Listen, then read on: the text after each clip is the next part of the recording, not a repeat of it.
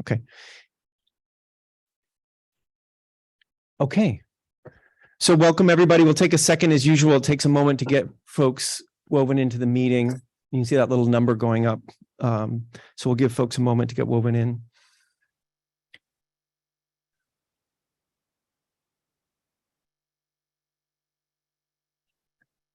Okay.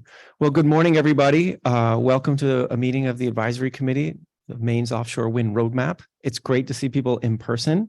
Thanks for those of you who are joining us online as well. We have a few advisory committee members online, and as well as our federal delegation representatives. Thanks, everyone. We also have observers online, and thank you all for joining us today. We'll be streaming this meeting. We're up here in the University of Maine in Orono. And thanks everybody who's listening in. All of our plenary work today, we will be streaming. So you'll be able to join in. When we'll do some small group work, we'll probably stop that stream for a little bit for that small group work and come back on when it's plenary time. And we'll let you know about that. Okay, great. So welcome. We have a very interesting and important meeting today. I'm not going to say that much about it right now. I'm going to let the co-chairs open it up. But thanks, everyone. Thanks for University of Maine and others who are helping to host us today. I'm looking at Habib here. And it's great to be up here in Orono. And we do have a tour afterwards of Habib Center Advanced. I always get the name, Advanced Composites and Structures. Is that right? Yes. Thank you. Okay, but let me turn it over to your co-chairs to get us going, and then I'll walk us through the agenda and what Laura and I are going to guide you through today. So I'll turn it over to Admiral Johnson. Grog, take it away. Okay. Thank you, David, and welcome everyone. For me, it's very exciting to be back here at my alma mater. I went to school here in a previous century, but it's great to be back. And this building, which was dedicated, I believe, was the 24th of August, and it was a long time coming. And the engineering college is the largest college among the colleges at the University of Maine. And other than what Habib's doing over at the Advanced Structures and Composites Center, there hadn't been a new building built within the engineering compound, I believe, since 1972, Jeunesse building. And so this was very much needed, and the university and frankly, everybody that lives in the state of Maine ought to be very, very proud of this building. And Mr. Fernald and his wife, who generously did the lead donation to get this thing started, actually was in the power industry. And I believe ran a major utility, I think it was in New Jersey, at the peak of his business career. And so we are delighted that through Habib and various people here on campus, this facility was open to us, because the university is very proud of it. And I think, like you, all Mainers should be very proud of this. And this is going to have a big impact on the future economy of the state of Maine. And I'm sure there'll be tangential spinoffs from what goes on here to whatever transpires in offshore wind, along with the important work that Habib and his colleagues are doing. And, you know, that's what, 100 feet away. And that's the leading in terms of structural testing in all of the United States of America. You saw when this meeting was announced, and David sent out the notice, or someone did, and I added my little minor 2 cents worth, but I included a link to an article that just happened to run that weekend in the New York Times. And it's about two huge fields that are just getting underway up off Scotland. Now they happen to be anchored. They're not floating, but one's a 600 milliwatt field, and then the other one is just getting started, 1.2 gigawatts, huge field. And what I thought was interesting in that article, though, and where's Matt? The impact on the two ports that are going to be supporting, and our mayor over here, supporting those two sites. I mean, it's huge. And so I think that's a wonderful example of what we've been trying to articulate as we put this together. And I think I saw an article this week. There's soon going to be, BOEM is soon going to be auctioning, I think, 3 sites off the West Coast, and those will be deep water, and they will end up ultimately being floating facilities. So this stuff is all moving on throughout the world. And those are just 2 examples that have been in the news within the last, I don't know, 2 weeks that speak to that. So thank you all for making the effort. The trek up here was a nice, pleasant morning to drive. And classes have ended, so parking isn't quite as chaotic as it is when classes are in session. I think everybody found a place to park, and I don't think anybody's going to get towed or anything or get a ticket. And we appreciate that you made that effort. But I would like to say, as I've noted before, I think beginning with the visit that Terry set up for us in Harpswell, and the effort again that you all made to be there in person, and then the meeting we had at Bowdoin, once we got past COVID and could start having in-person meetings, I think we've made tremendous progress in coming together, building trust, collaboration. The deliberative process has really kicked in and starting to make a huge difference. And the gigantic effort we're underway now is to take all of what we've been doing and take the golden quill, and there are several people with the golden quills, but they're hard at work turning this into an actionable report. And so it's a very exciting time. And I think we'll have, I hope, a substantive meeting today that will help focus and shape how that final report will be. So I'd just like to say, because I don't know if we're going to have another in-person meeting or not, thank you all very much for your interest in this vitally important topic of decarbonizing our state's economy in the most practical and efficient way that also has the second and third order impacts that most benefit our state. And it's vitally important. It's going to happen. All that unused wind out there blowing in the Gulf of Maine is going to be harnessed. And we just want to make sure that Maine is part of that harnessing effort in the way that makes the most sense. So again, just my sincere thanks to each one of you. And it's been a pleasure working with you. And it's really been a pleasure to start to get to know you personally, that we had the in-person meetings. Thank you. Thanks, Grogan. I think I would have learned after 18 months not to follow you, because it's always well said, but I've obviously not. I'll just echo my thanks to everyone engaged in this process as we begin to wrap it up. And I think we'll talk more about that, but I'm just grateful for the kind of countless hours in meetings, outside of meetings, engaging, reading, and looking forward to the discussion today. And again, thanks to Habib for having us. So why don't we get into it, David?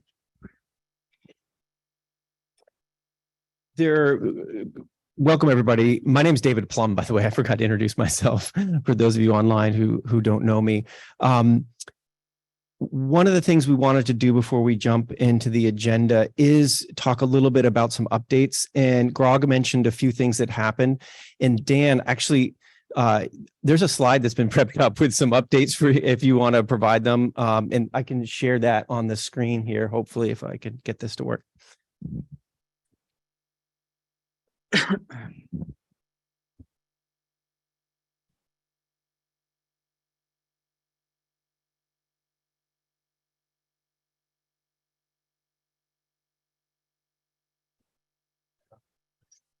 Great. So I think as we've tried to start each meeting, both of the welcome, but also as an update of what we're seeing in the offshore wind space, we did want to provide an update on some of the latest activities since we last met. The first on the Gulf of Maine commercial leasing process. I think folks are aware of this, but did want to cover the RFI request for information for the Gulf of Maine close. There were 54 comments received. And then we're anticipating that there be a draft call area that comes out in January with several opportunities with the other states to engage, reviewing that and providing input to that. So we're anticipating that in January. Hope to have more information on that soon. Again, with the Gulf of Maine Task Force meeting again in the spring and beginning that process. On the RFCI, the request for competitive interest on the research array, we're again anticipating results on that or some sort of decision by the end of this year. And so obviously, it's December 13th. And so that may happen quickly, may happen while we're in this meeting, but we're anticipating it sometime before the end of the year. And that, as Grog mentioned, there was a commercial lease last week for the first on the West Coast, and which will use floating technology. So there were 48 qualified bidders, multi-day auction, and it resulted in the issuance of 5 leases worth a total. So all the leases went for $751 million. So that was a multi-day lease. There's going to be, I think, similar similarities, but also differences. And I think the team noted, obviously there's differences in the depth of water. It's deeper there. Transmission challenges there, port challenges there, but they have leased those. There were some innovative lease stipulations and bid credits, which we'll be looking at, kind of how they structured the bids and the lease sales, but really the first significant lease sale related to floating in the U.S. So we're going to be looking at that closely. The same on the non-BOEM side. We've been working with the other 8 states across the East Coast to advance an initiative to establish a regional fund administrator for fisheries compensation. And just this week, yesterday, really put out an RFI for what that could look like, with comments due January 31st, 2023. So I would encourage folks to look at that, working with the other states to look at a framework for what that could be. And then finally, our office on December 1st announced the first awards through our Clean Energy Partnership, which is a workforce and innovation initiative funded by the ARPA funds from the Maine Jobs and Recovery Plan. And there were 9 different awards made, including one to the university to establish offshore wind training and ongoing work. And so we're excited to make that announcement on December 1st. So it's a lot happening in the space. Those are the updates that we had that we want to make sure to share with this group, and happy to take questions, but wanted it to inform the work as always that we do here. Yeah, absolutely. Questions on that? Quick round, Terry. Yeah, just curious. Of the 48 companies that bid on that California, were there any U.S. companies, or there were U.S.-based companies, or are they all Norwegian, Dutch? Yeah, I would say it's a little bit tough to say right now because some of them are LLCs that they have a name, but you don't exactly know who's behind them. And so I don't think we've done that full analysis of where the LLC is and who's in it. So it's tough to say. Maybe Habib knows. Yeah. Yeah, the one of them is Blackstone. It's one of the big investment firms that won one of the leases, which is a U.S. based. The other 3 are European based.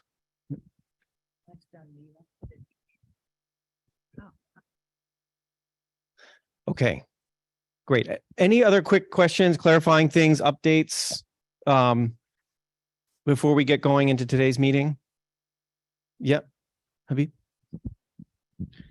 In terms of an update, I don't know, many of you have heard, may not have heard, the biggest offshore wind farm has been announced in China. Hold on to your seats, 43.3 gigawatts. One farm in the Taiwan Straits, 43.3 gigawatts. That's more than the entire US goal by 2030, which is 30 gigawatts. Put that in perspective.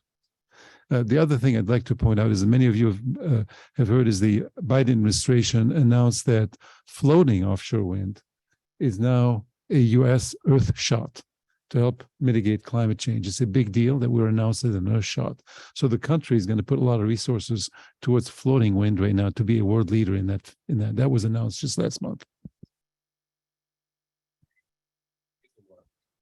50 power plants.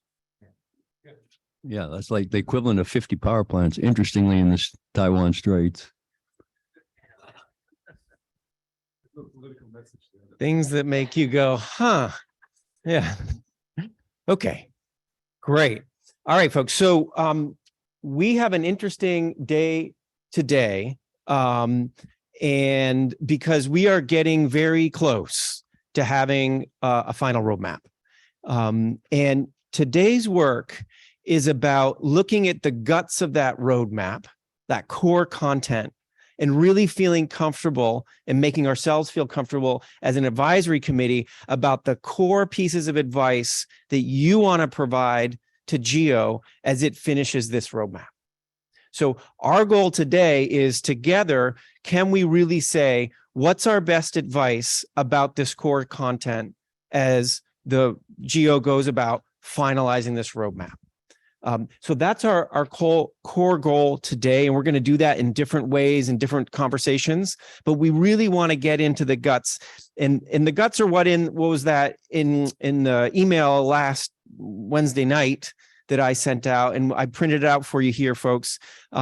These are the objectives, strategies, and actions, which is really the meat of the roadmap. There's a lot of other stuff going in the roadmap in terms of an introduction and a good executive summary, and some other things that are important as well. This is the core. So we want to be focusing on the core today and providing our best advice to GEO, the Governor's Energy Office, as it finishes up this work. We're also going to look at what's going to happen next, sort of the implementation steps and where this is all going. And so we have a greater sense of understanding about what early next year looks like for offshore wind in Maine and the priorities coming out of this roadmap and what that means for GEO's actions and the state government's actions. Okay, so this is what we're trying to do. And, I think we've come a long ways, right? We the last time we met in person in Bowdoin, we looked at a similar, we took the working group material. We tried to understand what that would look like in terms of consolidated objective strategies and actions. We then, in September, in a virtual meeting, looked at it again in a sort of version 0 of that, had a lot of feedback. And now this is a more refined version. So let's provide more refined feedback to get to the core of what needs to happen. Okay, that's what we're going to do. The way we're going to do it, I think that's okay. I hope I'm not the one muted. Semanis, you can figure that out. If you can't hear me, Semanis, just let me know. Yeah, we can hear you. No Okay, worries. great. So, by the way, just as a reminder, we've used this little timeline a couple times. Sorry, man, I'm always in your way. Sorry. And we've been working the little red arrow further and further to the right, which is good. We're at the end of finalizing the roadmap. We're very close, right? And that's where we are right now. And starting in January, when the roadmap gets finalized, begins that final phase of communicating the roadmap and pushing it out there. And GEO can say a little bit more about the way they're thinking about it. The proactive engagement, we've sought this in the different pieces of this. Remember, we did a whole set of stakeholder conversations and public input in this piece. We're going to put this same document that you all have is going to go on for public comment starting this week. And we're asking for feedback on this core document. And then there's going to be more engagement as the Governor's Energy Office starts to roll this out. So engaging folks has been a big piece of this process, not to mention the nearly 100 people that were involved in the working groups in the advisory committee. Okay. Could you one more time help me with that? Thank you. This is what we're doing. We're going to get a quick overview. Stephanie is going to walk us through the roadmap overall, and then we're going to spend some time in some smaller groups of 3 to 4 people really trying to dig into the questions of what am I really liking in this and what are some mission critical revisions that we think should happen in this. So we're going to talk about that in small groups and then in plenary. We're going to take a break, and when we get back from break, we're going to try to consolidate really what are those core messages we're trying to share with GEO. And we want GEO to participate in those messages too and say, yep, I'm hearing it. That makes sense. I'm on it. Right. So that's going to happen right after the break, is we really try to articulate clearly the messages that you want to share as an advisory committee. We're going to spend a little time talking about implementation and then wrap up. All right. Lunch at whatever, 1 o'clock. And then folks can walk over with Habib to do the tour at 2. Okay. So this is what we're doing. I'm going to say one quick thing. We've got a photographer here today who's in the back right there. Thanks. she's going to not only be capturing some images of us working today, but we also would like to do quick shots of everybody that we could use in the report. And there's a nice place right up these stairs to take a quick headshot. And so during a break, we're going to help organize, just if you're up for it, to head upstairs real quick at the top of the stairs and do a 30-second headshot with our photographer, whose name I'm just like Carrie. Yes, with Carrie. And again, this is for purposes of the report and making sure that we have images in the report reflective of who's been doing the work. Okay, so we'll be doing that, and I'll mention more about that in the break. Okay, one last thing. We've used this slide for the last 4 meetings, so it's not news, but it's the spirit of how we're showing up. These are tough issues. There's a lot at stake for Maine and for many people inside Maine and others. So we still want to seek to understand viewpoints that are different from our own. We want to be open, even at this stage, to new thoughts and ideas. And we absolutely want to assume good faith, because that's been showing to be a good bet so far in this process. Okay. Before we dive into it and Stephanie walks us through the table of contents of the roadmap, any questions about what we're doing today, what we should be doing today, what you'd like us to be doing today, so we get that right before we jump in? Anything else? Sound good? Okay, great. Laura, am I forgetting anything? Okay, great. So, Stephanie, the hope here is you walk folks through the whole picture of the roadmap and how these guts fit into that whole picture. And you're welcome to do that from your seat or standing or however you'd like. Okay, great. Thanks. Thanks, David. Hi, everyone. I'm Stephanie Watson. I know most of you. I'm the Maine Offshore Wind Program Manager in the Governor's Energy Office. Some of you online I may not have met, so nice to meet you. As David mentioned, I'm going to walk us through the table of contents for the roadmap that we've drafted so far. Everyone that is at this meeting, and if you are accessing the materials online, you'll see a version of this that's actually a Word document. On our slides, we have a slightly prettier one that we put together. It has a nice blue ocean background. So overall, our table of contents is going from a letter from the co-chairs all the way down to our appendices, our technical reports, et cetera. We'll start with the letter from the co-chairs here, Dan Burgess and Admiral Greg Johnson. We'll have an executive summary, which will just provide, as it's noted, a summary of the entire document. The next section is kind of the introduction, and it will include information about the roadmap in general, in particular, the context of the Maine Offshore Wind Initiative through the Governor's Energy Office and the other partner state agencies in Maine, and how the Maine Offshore Wind Roadmap fits into that picture.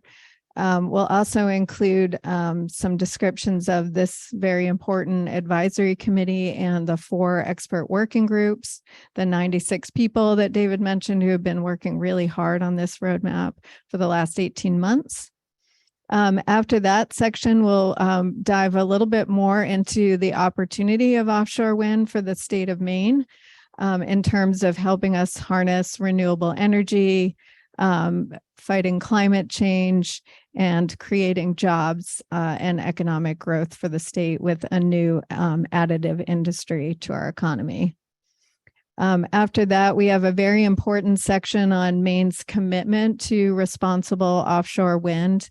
And in this section, we're emphasizing a couple of key points. One is to continue to support our coastal communities, our fishermen and women, and fishing businesses to continue to thrive in the state. Another key component of this is to protect the Gulf of Maine ecosystem upon which we all depend. And then the third point is to ensure that tribe interests are protected and that opportunities are accessible to them as well through this industry. The next section is the primary content of the Maine Offshore Wind Roadmap. So that's basically what you have in the packet for the meeting today. It includes the 4 cross-cutting themes of the Maine Offshore Wind Roadmap. So those cross-cutting themes include stakeholder engagement and communications, equity, transparency and data-driven decision-making, and also regional collaboration and coordination. In addition to those cross-cutting themes, the core content of the roadmap includes the objectives, strategies, and actions. And those are the pieces that our working groups and this advisory committee have worked really hard to produce over the last year and a half. And then I believe the last section that's in your packet that's part of the core content of the roadmap are the key milestones. So what we anticipate for implementation in terms of the near term, the medium term, and the longer term. So also in that implementation section where we'll have the milestones, we'll have a section where we describe different funding opportunities that could be available to help us implement the actions in the roadmap. We'll also include an overview of the progress that we've been making to date. So as opportunities have been arising, we've been trying to take advantage of them to implement some of these high priority actions that our working groups in this advisory committee have identified. We'll include an implementation chart where we'll list each action from the roadmap, as well as the responsible lead state agency for that action, a general timeline for that, and hopefully we can get to some point about metrics for measuring progress as we move that forward. Let's see. And then the milestones I mentioned, and the last piece of the roadmap will include the appendices. So that will include a section on acknowledgements to all the many people who have worked hard on this effort, the references and footnotes that are providing the additional support for the recommendations, including references to existing work that we've learned from elsewhere in the world and in the United States. We'll include the full set of the working group recommendations. And then finally, we'll include the 8 technical reports that have been provided by some globally experienced consultants that we've worked with to offer studies on topics such as the renewable energy markets and strategies, supply chain and workforce opportunities and assessments, the offshore wind needs assessment for the Gulf of Maine, socioeconomics, and other pieces. So all of this will be included in this very comprehensive roadmap, and appreciate all your efforts towards this. Okay. All right. So that's the overview of the bigger picture. This document, as Stephanie said, is this middle piece with the objectives, strategies, and actions with the cross-cutting themes, and also includes the very last page is a milestones page, and it's in that document too, like the very last page. And again, that's sort of unformatted content, right? And luckily we have a good communications firm working that's going to make all this in a great design as well. So we want to do a little exercise, and Laura's going to walk us through it about getting into the content. And guess what? We've baked in 15 minutes of reading time because we believe many of you may not have read all 40 something pages of this document. And so Laura, why don't you take it away and introduce what we're going to do? Sure. Hi, I'm Laura Singer. I'm David's partner in crime in this effort. And we did acknowledge that we threw a lot at you. It's a happy holiday season. Everyone's busy. So as well as for people online who might have just been accessing this material as well. So I assume, Samanish, that the link is in the chat there somewhere for people to download and spend a few minutes here, 15 minutes or so, just going through the materials and absorbing them. So we're going to do that up front. And then we're going to get in these smaller groups of 3 or 4. There'll also be an online group for those of you that are members of the committee and sticking it out online. And we're going to, ask ourselves, what's particularly compelling? What stood out to you as compelling as you read through those 40 pages? And it's important to note, and are there mission critical revisions needed? As David said, at this point, we're there. One of the reasons it took so long is we went through several iterations. We talked to co-chairs. So things have been massaged quite a bit. And now we're saying, okay, how does it all look? What's compelling? Is there anything mission critical that we just, with all those reviews, just didn't get? And we're going to ask you to put those in your small groups. Again, we're using the stickies, and we have a drier climate and the high end stickies, so they hopefully won't fall off the wall this time. So we are right. We're going all high quality stickies to really just write down as your group discusses what are some of those things that we want to make sure when we come back we can talk about. We'll put them up, group and lump, and then figure out if there are things that we need to resolve collectively as we provide our advice to GEO in this final phase. So that's what we're up to. Did I get it all right, David? Is there anything we missed? So why don't we just spend our first 15 minutes while we're doing that? David and I might be moving a couple chairs, so you'll have very clear 4 pods that you can choose to go to. And we decided this time it'll be basically musical chairs.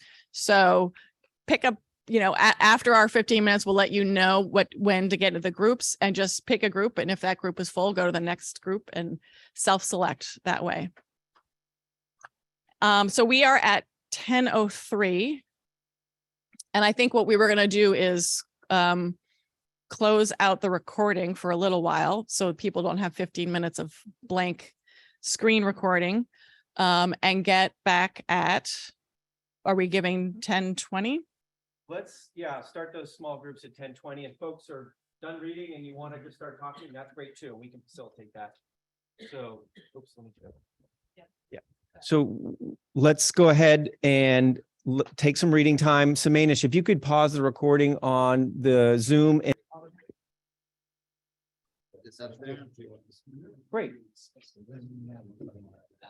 Okay, so we're just giving folks a second more to get organized here, and then we'll jump back into plenary. Are you guys done? Yeah, we're done.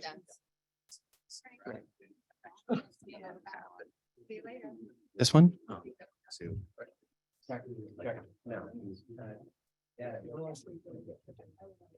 Okay, much better. Thanks. It's okay to leave chairs for now. It looks a little funky, but. Yeah. Many others about what's going on. Oh, I did. I just looked at my.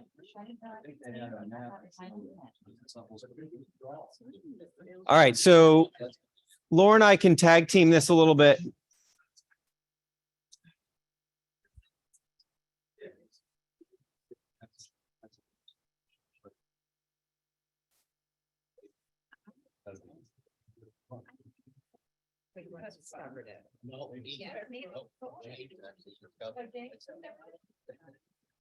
Okay. All right. So I get, there's, very clever. All right. So, welcome back, folks. So what we'd like to do is figure out what happened and sort of the big ideas that are emerging from those conversations, both in terms of what you all found compelling and in terms of sort of mission critical revisions that you'd like to see happen. So we put a few things up, and I'm going to give you. You your want own to go mic. full screen for? Yeah, why don't you grab that? Oh yeah, we can drop the slide. drop the slides. Thank you. Yes, that's perfect. Okay. All right. So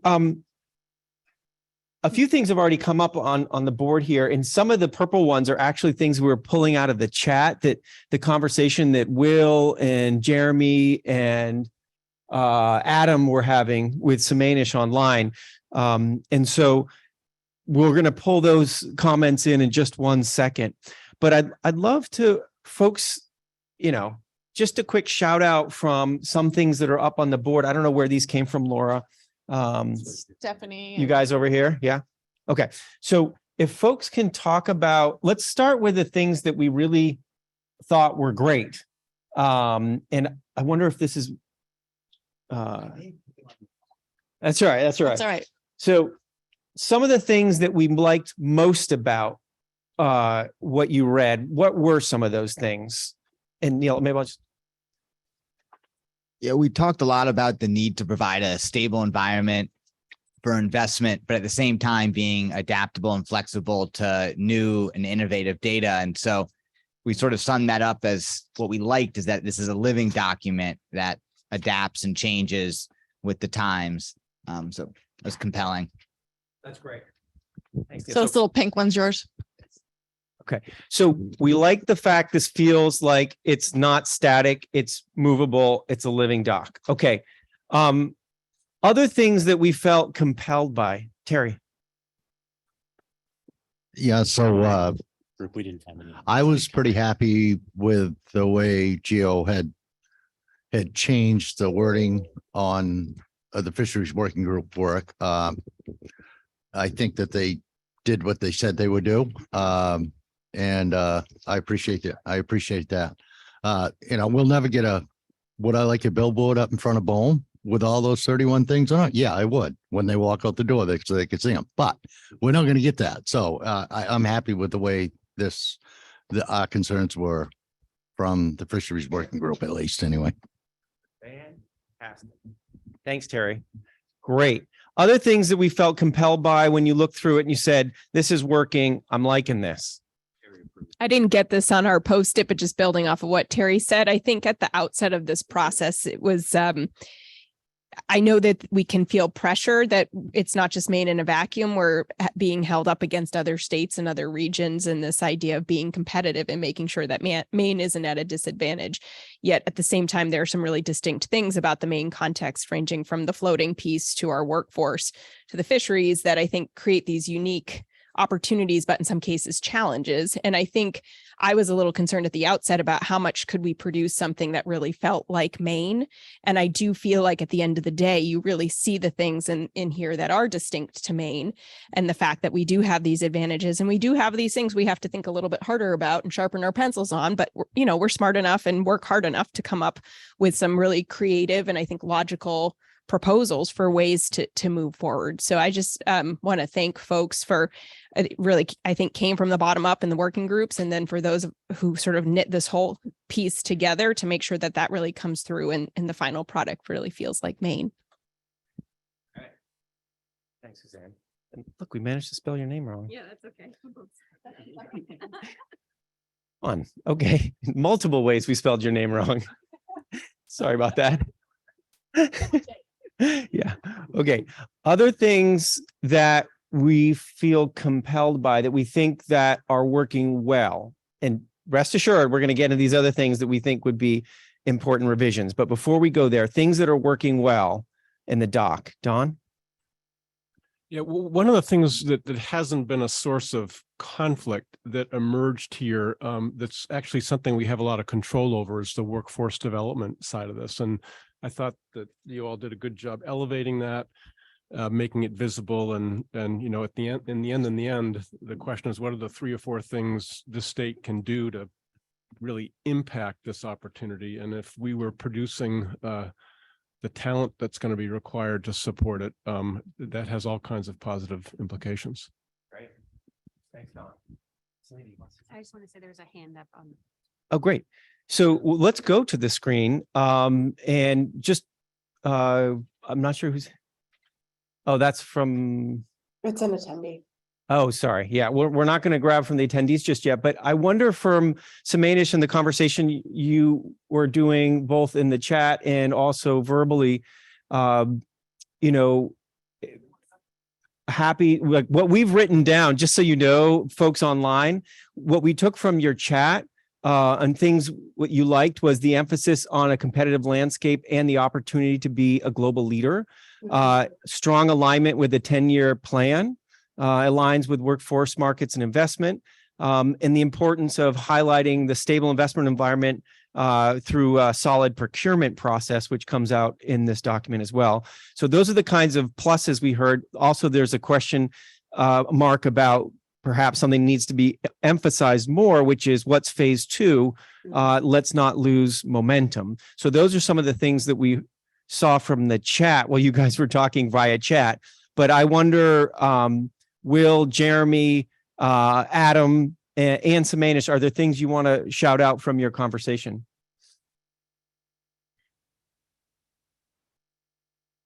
I definitely think you got the highlights of what I wrote down, but I want to give people an opportunity to expand on anything that they said. Sure. So certainly invite folks, Adam, Will, Jeremy, Ben Lucas as well. I see. Feel free to jump in if you're able. Just shout out when you need to. Okay. Before we jump, yeah, go ahead, Grog.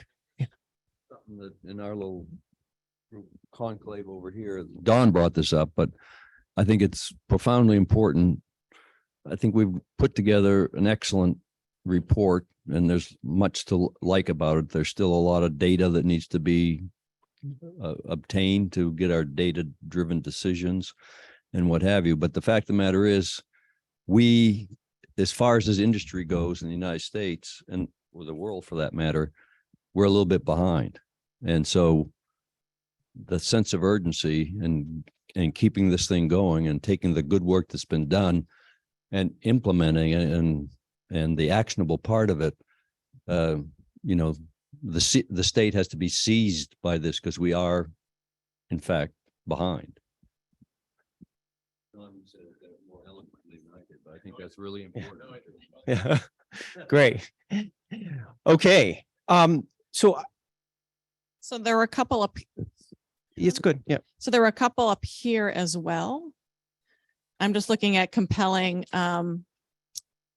identifies near-term research needs, impacts, and the particularly in seabed and transmission, the actual cost of seabed transmission lines. Those are all important things that were compelling and seen in there, as well as that many areas of data. The transparency was very compelling in the document, as well as articulating what needs to be done. So those were some of the things I think that one of the other groups came up with as things that were compelling as well. I think that's it. I think these might be going over there. So let's talk a little bit about mission critical changes that David, you have a hand from Ben Lucas. Ben, go ahead, please. Yeah, thanks, David. And I just wanted to, piggyback off Grog's point about the urgency. And, from my perspective, I thought two of the more, compelling aspects were information that was put forward around the workforce. Obviously, it's critical that we develop the workforce to be ready to suit the needs that come from the state. And also the importance of the procurement process, because that sends a strong signal to the marketplace that Maine is acting serious on this, and we're committing as a state to to offshore wind in the industry, and that'll help spur investment in people recognizing that even though, to Grog's point, that Maine has been behind some of the other areas in the country, procurement processes sending a strong signal to the marketplace that we are taking this seriously. So I just wanted to throw that in there. Thanks, Ben. Thanks. And one more of the compelling things that were talked about quite a bit in this group was the importance of ports, and that is adequately emphasized, and that really what is a compelling piece, as well as the fisheries that Terry had already mentioned. Super. Okay. So there's definitely things we like about this. Let's talk a little bit about the things that would be your best advice on any further revisions to this core content. So I see a couple of things up here, but before I go to reading them, I feel like if folks just want to shout them out, because I bet you have them in your head if you wrote it up, like what's one piece of advice that you really want to share as we get into the finalization? Grant? I could be a little bit of an icebreaker here for you. So, through the process, we've been at this for 18 months. I've been participating as much as I can. I'm a one-person operation. I run my local. I'm the only person in the office. So this is a big time constraint for us. On top of that, I'm the voice of labor in this group. I'm the only one here from the building trades. What we had at the beginning of this process was a pretty robust statement for labor. We accepted that all the other lease areas were being built using PLAs. There was a unionized workforce that was going to be doing it. And what has taken place over 18 months is we've whittled those robust labor standards for Maine's workforce down to a single word: union agreements, in an actionable statement. I was more than willing to go to the table with Parker, who, I don't want to downplay him, but has had weak participation in this group, but managed to get PLA pushed out of the recommendations completely. So I would respectfully ask that if we're going to write union agreements, we would say including but not limited to project labor agreements, labor peace agreements, and community benefit agreements. Thank you. Thanks, Grant. Right. Exactly. So that's the kind of, important message.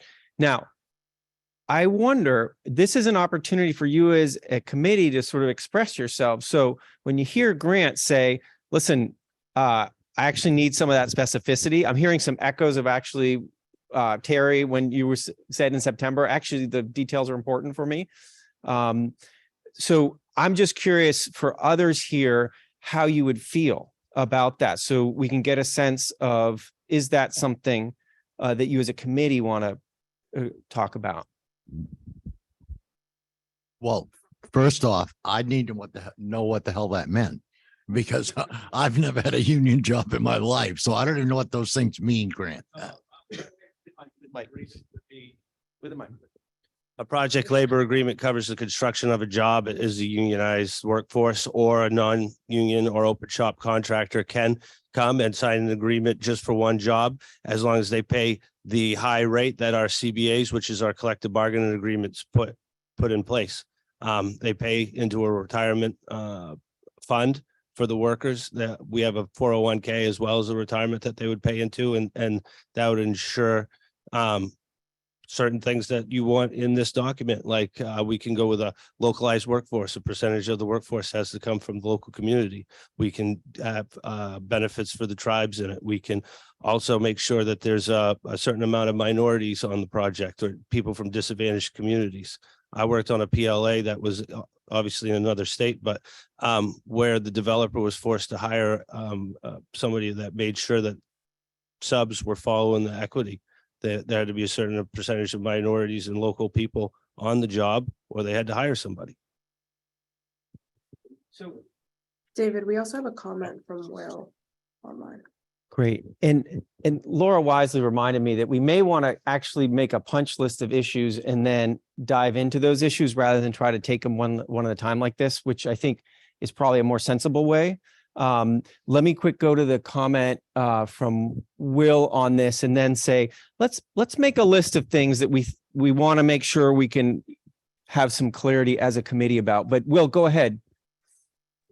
Sure. Thanks so much, David. I would support that. And I also think that when we talk about the regional competitiveness and the national competitiveness, I'm certainly seeing, and I know many of us are seeing, interest in project labor agreements, or really almost a requirement in project labor agreements from the Biden administration. So I think when we talk about what we're trying to build here in Maine, both in terms of supply chain and also our kind of floating competitiveness, it feels like a more upside than downside, certainly, but also the strategic thing to do. I would also add that, considering Grant's, to my mind, exemplary participation in this committee and the first kind of objective, I think I'd like to see more inclusion of trade unions throughout that first objective as a partner in the workforce development. And I think that's an easy place to name, considering how much we've seen Grant and folks like Jason Shedlock and others participate. There's clearly an interest there. And I think this would give a pretty clear signal to both the Mills administration and the unions that they are a key partner in this development out of an industry. Okay, great. So it's very tempting to go deep on this topic, and I'm happy to do more. If you want to do a quick thing, Don, and then I want to make sure we get a punch list of everything that we want to do. I actually want to go to a different topic, which is it was nice to see the community benefit language start to surface in this draft, but it still boils down to mitigation, and mitigation in the end is partially compensating somebody for a loss. We're looking at a set of recommendations that are going to involve hundreds of $millions of investment in port infrastructure, in workforce development, and in ocean energy research. And I think the only way through the community side of this is to reframe the community benefit notion as investment rather than mitigation. The coastal communities need to see that this ocean wind development is an opportunity as opposed to a threat, and it's a threat if all you're doing is mitigating. Okay, great. So specifically where we're talking about community benefits agreements and community benefits and those kinds of things, make sure the frame is not one of mitigation for harm, it's a frame of opportunity. Yeah, of investment. Of investment. Okay. Mitigation. Okay. Of investment rather than mitigation.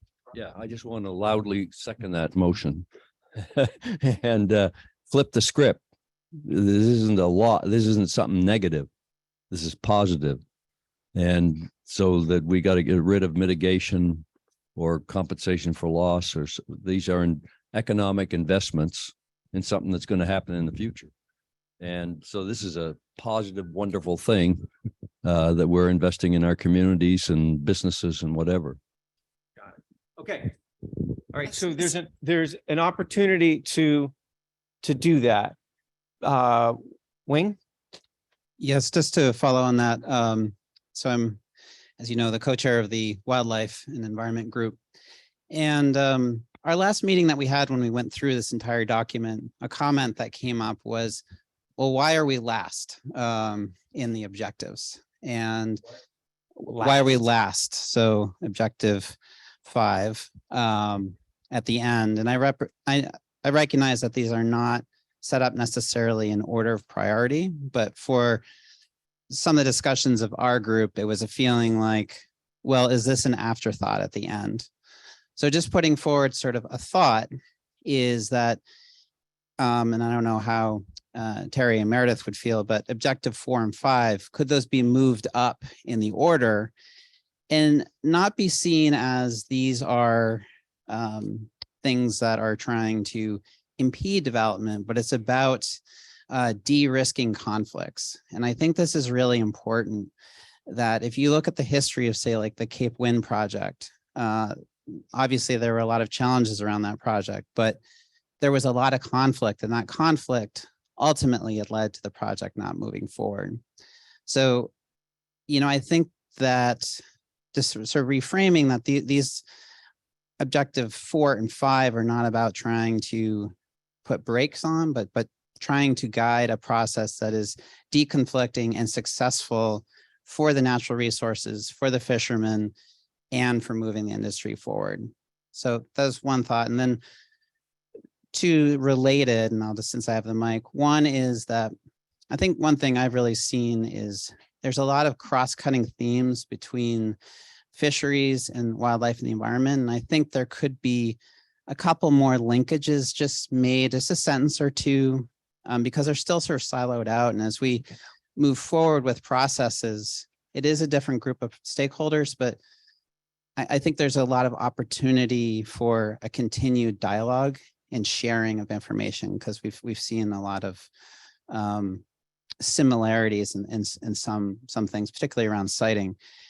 And then lastly, just sort of a minor point is in the milestones at the end. For the near term for ecosystems monitoring and research, one thing I don't see there is reference to a standing advisory committee. And because I think that's a really important piece to continue the conversations we've had here. Where that may sit, I think, you know, possibly research consortium, but maybe not, because there's also some policies or discussions that need to occur there. So just a thought of, particularly in that near term, and because we see in the medium term, we're moving to additional guidance on mitigation. How do we get there? What's the process to get there? And the standing advisory group, and that was sort of a key discussion point amongst our group, is that this has been a really good process and we need to continue the conversation. So sort of 3 related comments. Great. With that, were you referring specifically to wildlife standing environment. Group. Yes. Okay. All right. So 3 points there. Are there other things that you would feel would be sort of mission critical improvements to this document? Yes, thank you. And our team got together and came up with a bunch of ideas here that we. And it's on here? Yeah, Yep. they're here. These two upper right-hand corner, documents, right? Yep. I just like to say that first, kudos to the entire team and everyone who worked on this. This is a truly inclusive document. I think it brought everybody's ideas in, everybody's concerns are in there. I think that's to me was a very positive part of this. And I think the positive part of this is really launching a conversation with the fishing industry, that really more serious conversation. I hope we can continue to do that as time progresses and we'll move forward. At the very end of this document, I love the roadmap key milestones. Okay, I think all of us do. It summarizes what we need to do. And we love the fact that procurement is number 1 on your list. Port development is number 2 on your list. What our team would like to do is really put some actually more timeline to these rather than say near term. Near term could be 5 years. And I think we need to figure out what near term really means. Is near term 1 year and near term 6 months? I think that's really important. It's important because the world is moving. We do not want to be the last state in the country to have offshore wind procurement. Okay, we can't, and we're heading in that direction, by the way, right now.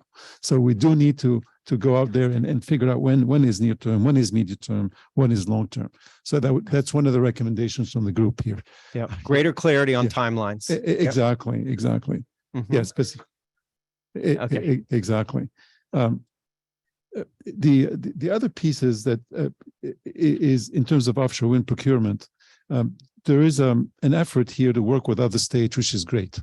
I think we love that idea, but we all know what it takes to get 5 states to agree on one thing, okay, and or 6 or 7 or 8. I think in addition to working with others, we need to have the urgency to do what we can in Maine by ourselves. And that really doesn't stand out yet right now in the document. So what can we do by ourselves that's really, really important? Okay. And one of the things we can do by ourselves is identify a goal, a timeline for the first gigawatts. When are we going to have our first gigawatt? Let's put it in there. Okay. Let's have a timeline. The other piece is the port. When are we going to have a port? And when do we need it by? If we're going to have floating offshore wind by 2030, how long does it take to build a port? Okay. How long does it take to permit a port? How long does it take to get money to build a port? Matt's been working really hard, and I appreciate what you're doing here, Matt. But we need to support you to move forward under a timeline so that we can start building in 2027 or 2026 or 2025, whatever is reasonable. I think that so a timeline to the port, a timeline to procurement. The last piece that really stymies everybody is where do I plug in the extension cord? Okay, and that's the biggest issue that stymies developers all across the country. I can't find a place to plug in the cord.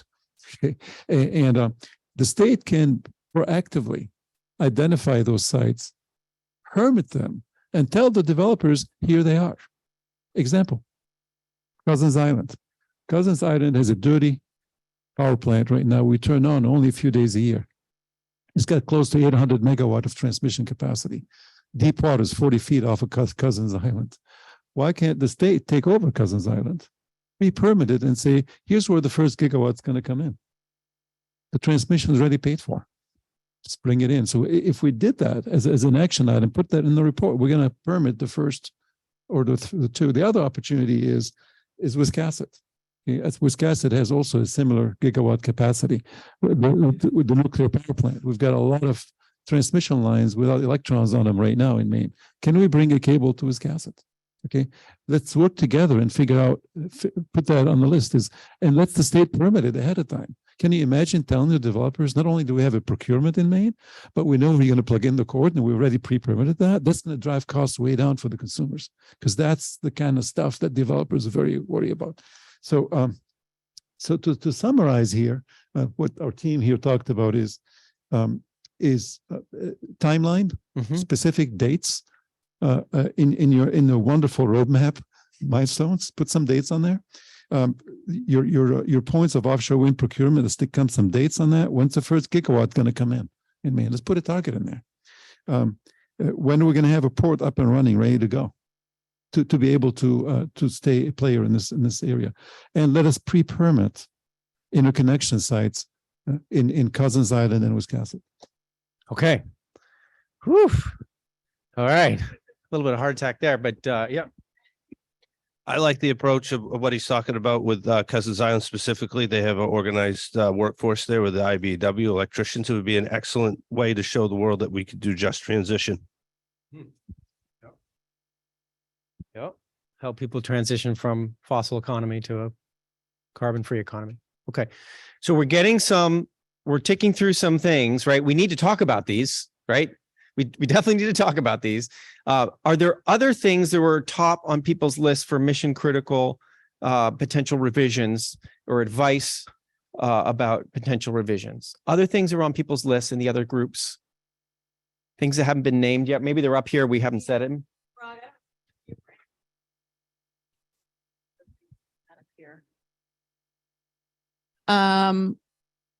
One. Dawn has spoken up. Tom, did you have anything? I think those were stream of consciousness scribbling. So I think that what we were talking about has been addressed. Okay. Yep. But since you gave me the mic, just one thing, when we get around to writing the introduction or whatever,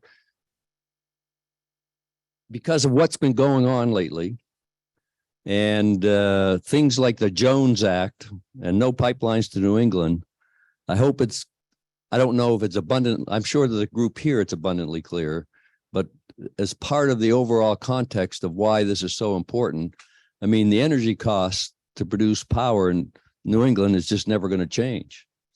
And because we can't get the stuff here. And so I think we're going to get offshore wind power in Maine before we ever get a pipeline that'll bring natural gas and bring propane into New England to generate electricity, or we get the Jones Act changed so we can take the stuff that we produce in the United States and actually get it here to Maine. And so those things are mitigating actually in favor of and the price points that we end up with our purchase power agreements. They're going to become competitive. And that's just part of the larger context of what we're trying to do here. Thanks, Grog. I was just going to say I was in Grog's group, and at the end, I don't know if it got captured on a post-it. Don and Meredith had a little bit of an exchange about just the status of some of the specificity around the area identified by the fisheries working group. I think there was just a question about where are we at? Do we have the specificity that we need? It seems like a pretty mission critical piece to have the specificity, and I don't know if somebody has an update on that, or it sounds like that's in progress, but I'm looking at Meredith, sorry. It just seems like having that as well developed as is possible on this timeline to reflect what has been the work that's been done by that group and the intent would be important. So just wondering where folks feel like that's at. And to clarify, you're talking about the recommendation from the fisheries working group on siting and the conversation. They were very specific in terms of providing some great feedback there. Right. And yeah, so Meredith, and do you want to say anything beyond Ursulina? Yeah. So on the fishing working group siting recommendation, the language in here, I feel like is what is likely in the final roadmap. Although we have, some time to get there, but that's what I've been thinking about. In addition to that, as a subgroup of this group, as well as the fishing working group and the wildlife working group, we've had a mapping effort working with, what does NROC stand for? The Northeast Regional Ocean Council, to put together, have a process to bring together all the data we have on the wildlife side and the fishery side. That is still an ongoing process. We're still waiting for additional data from NOAA, for instance, to help us look at the intensity of use in the area off of Maine.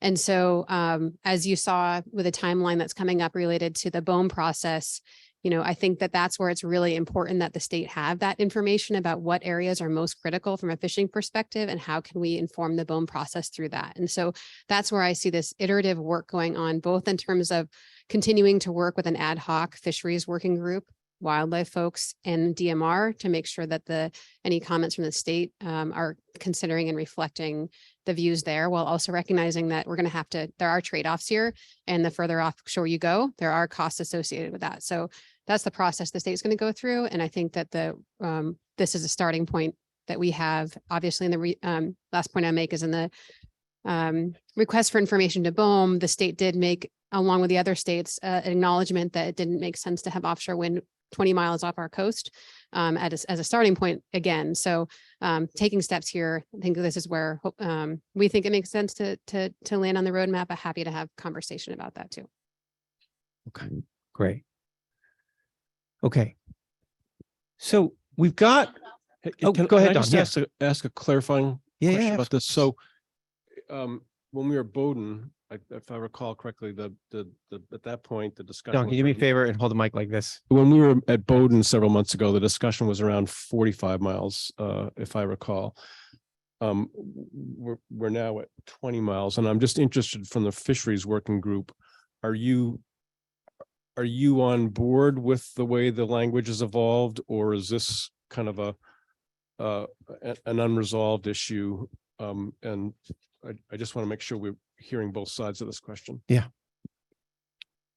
Well, as far as I'm concerned, the reference to our actual recommendation is there.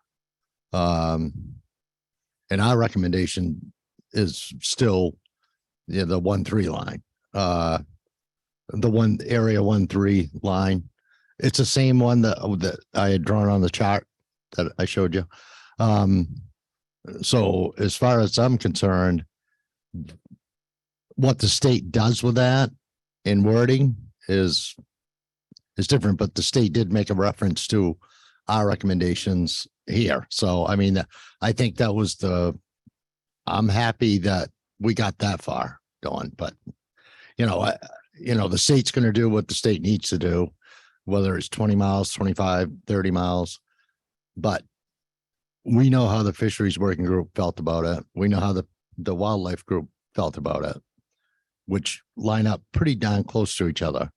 And BOEM actually has those comments in the hand because we sent them in not as a fisheries working group, but as a group of people that worked on the fisheries working group to BOEM when they requested comments on the Gulf of Maine. So. And the state made reference to them in the state submission as well, saying, you should know the fisheries working group did this. Yeah. So, And I mean, just to be clear, I'm hearing from Selena as well that this is a iterative conversation that's happening as you put more layers. And I know DMR is working hard on that too and incorporating those layers. So this is an iterative conversation that should plug into the BOEM process is what I'm understanding. Yeah. And Meredith, you want to say something about that?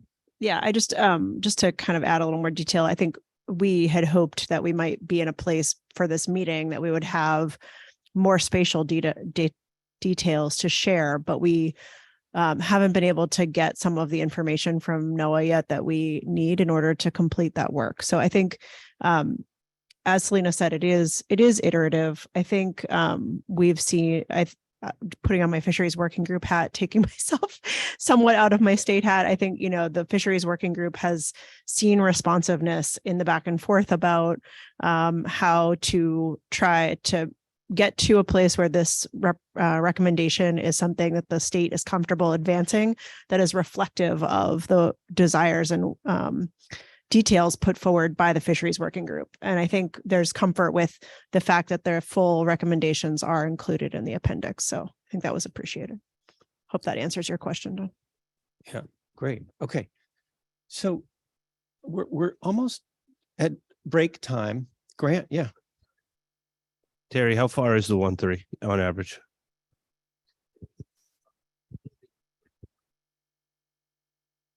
$25 to $45. Yep. Yeah. Because it's not perfectly parallel. So, well, yeah, get that. Well, this is more of a comment because brought up the Jones Act, and I think it affects unions as well as open shop contractors. What we see is developers trying to sneak in on a Coast Guard bill to affect loopholes in the Jones Act so that they'll be able to use their on boat crews from sometimes, Southeast Asia, maybe Eastern European crews to undercut the American workforce. So if there's anything that I would say recommending for workforce is transparency when developers win a lease area and exactly what training that our mariners will need and what training our construction workers are going to need so that they can't come at the last second and say, well, you guys don't have anybody trained. This is the day it's supposed to start. All these traps are in place. We're just going to use who we want to use to build this. So I think that's important to think of. Okay, great. So we've been collecting, it's a little bit disorganized right up here, but we've been collecting these topics that you've been raising up and we're putting them together. And what we'd like to do when we get back is after a break is to walk through them and see if there is a shared message or if there's more than one message from you as a advisory committee on these topics. All right. So that's what we're going to do after a break. Just as a curiosity though, is there anything from the online crowd or elsewhere here in the room of an issue that hasn't been raised yet that you really think is a mission critical issue? Anything that hasn't been lifted up yet? Okay. So break, I think, why don't we take a break? That gives us a second to get organized up here. And pictures, yes. So here's what I'd recommend, which is if most of you over this break could, in addition to grabbing a cup of coffee, head up the stairs with Carrie, and she can do pretty rapid fire headshots. The only group shot we're looking for is like Dan and Grog. If we can do one together with the two of you, so if you want to head up the stairs together and do that, that'd be great. But please grab a cup of coffee and then head up the stairs. Let's see if we can get most of them done. We're going to take about a 20-minute break, I think. So we're back here whenever that is. Folks can tell me it's 11:20. 11:40. So 11:40. So we'll be back at 11:40. Thanks for doing a headshot upstairs. And what else am I forgetting? Anything? Yeah. All right. I think there's bathrooms down here. Oh, Anybody needs to bathrooms look are at the down to the mirror, right. Yep. make sure all those, whatever hair you got left. Sorry, you weren't able to have a cream puff. Okay. Just get focused on the cream. And I'm gonna, what that, here we go. Okay, I'll just give folks a second to get back with their cup of coffee. All right. So over the break, Laura and I took what was a set of ideas that you expressed, and also we wrote up on the little stickies, and we turned them more into a bulleted list of key topics, right? And in these key topics, we need to have a quick conversation on each of them to see, are you broadly aligned? Is there some more specificity? Is there a diversity of views? And that's okay too. We just need to capture those, okay? So we have these 7 bullet points of topics that have emerged as the sort of suggested mission critical improvements to the draft. And 3 of them are related to next steps. And Laura and I will walk through them in just a sec. And then the others are more about text in the document and how you frame certain things or something that might be missing from the document in terms of text and framing. So should we walk through these? Sure. Let's do all 7 and we'll just show you what's up here. And then let's take them one at a time. And what we're going to do is sort of capture the spirit of the group on this and see if we can get to a shared message that you have, including from Geo, ideally. And if not, capture that diversity of view. So the 3 that sort of more speak to next steps, and let me see if we can get this. No, you're not gonna be able to see this, sorry, online, but I'll read them off. The first one is, again, this is not in priority order, and I know lists are very tricky. I think Wayne was feeling that with the 5 lists. This is not priority order. We grouped them. They're starred and not numbered. Yes. So there was a request from one of the groups to have more specific times on some of the key milestones with a particular shout out to procurement imports. Okay, so a request for more specific times around milestones for procurement imports. The second related one to that is a request to be clearer in the document about the next steps for the environmental wildlife conversation and potentially the fisheries conversation. So what does that look like? There was a specific suggestion of, can we have an ongoing group as a venue to be working through these things, right? For environmental and wildlife stuff and for fisheries stuff. And related to that are some crossovers between environmental and wildlife. Okay, and fisheries. The third piece that's more around next steps was what came from online.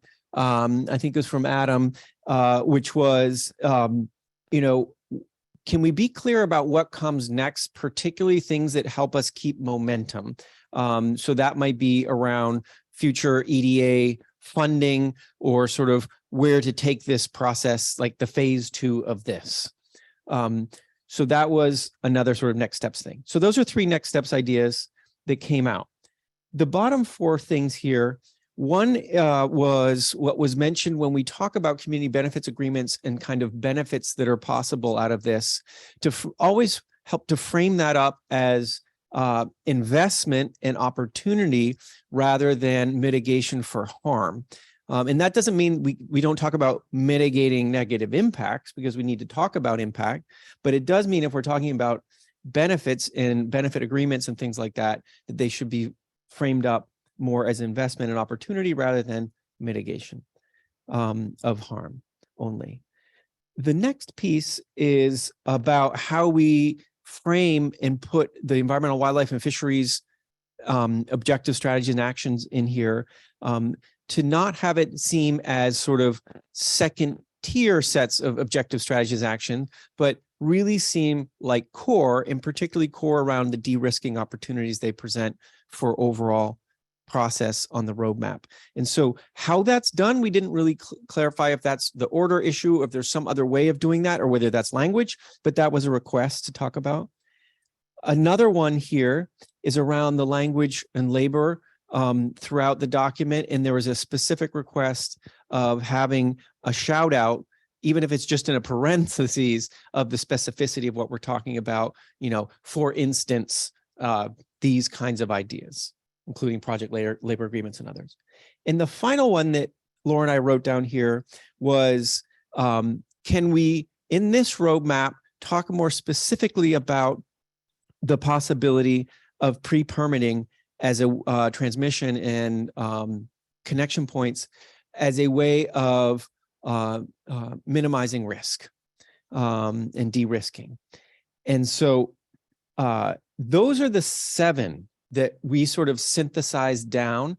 And before we go further, first, Laura, did I bungle any of this? Yep. Or is it's good? Excellent job. Okay. And then for you all, are you seeing the big hits here? Are you seeing the big conversations that we need to have in this list? Is there something that's missing from this list? Anything? Yeah, Terry. Yeah, I think it's important. I never thought about. Oops, sorry. I think Habib's comment, I think about the pre-permitting, I think that was him. Okay. I thought that was really good as far as in order for like our group to be able to comment on the actual economic benefits or harms from that line running into those towns, whether it be Cousins Island or Wiscasset. I thought that was a good idea, that would give the public a better chance to comment on a project before it came out, you know? And so I thought that was a really good idea. So yeah, I think you nailed it with that. Super. Anything else that folks feel passionately about that's not represented in these 7 points? And again, we as a group haven't really spoken about these points in terms of like a shared narrative, but anything that's not in this collection. And I apologize to our folks online, you can't really see it. Maybe I'll put it in front of the camera for just a second while we're talking here. Yeah. I don't know the Yush. David, can I just add that, and I think it's separate from the point around project labor agreements that Grant is making, but I think thinking more broadly about who are workforce development partners. And I don't know specific language around that. I don't have a recommendation. I think it's a separate conversation around project labor agreement. I hope one that we can find a lot more consensus about as a group. Okay, so when we talk about language around labor, let's include that piece when we have that conversation, so that we're not limiting ourselves just to that. The one. And I think that's throughout objective one. Is I think there's a lot of effort to work with the private sector throughout objective one, and I think seeing the labor agreements as very enthusiastic thought partners and partners generally in workforce development here, as seen by Grant's participation and others. Okay, thanks, Will. Okay. All right. So this is what we should do. In our most efficient way possible, let's try to work our way through and see if we do have some shared messages here for GEO as the Governor's Energy Office tries to finalize this roadmap. Let's start at the top and work our way down. And so there's a request that we could this roadmap could have some more specificity around date and times. And that's been a tension point, right? Because when you put a date out there, it certainly could change. So I'm curious, folks who feel a little uncomfortable about that, to say a little bit more about that discomfort and what might we do that is not done already in the milestones document to take in that concern of, can we be more specific? So if folks have some discomfort with putting dates and times, could you say a little bit more about that discomfort so we could see if there is something to be said more than what's already in the document?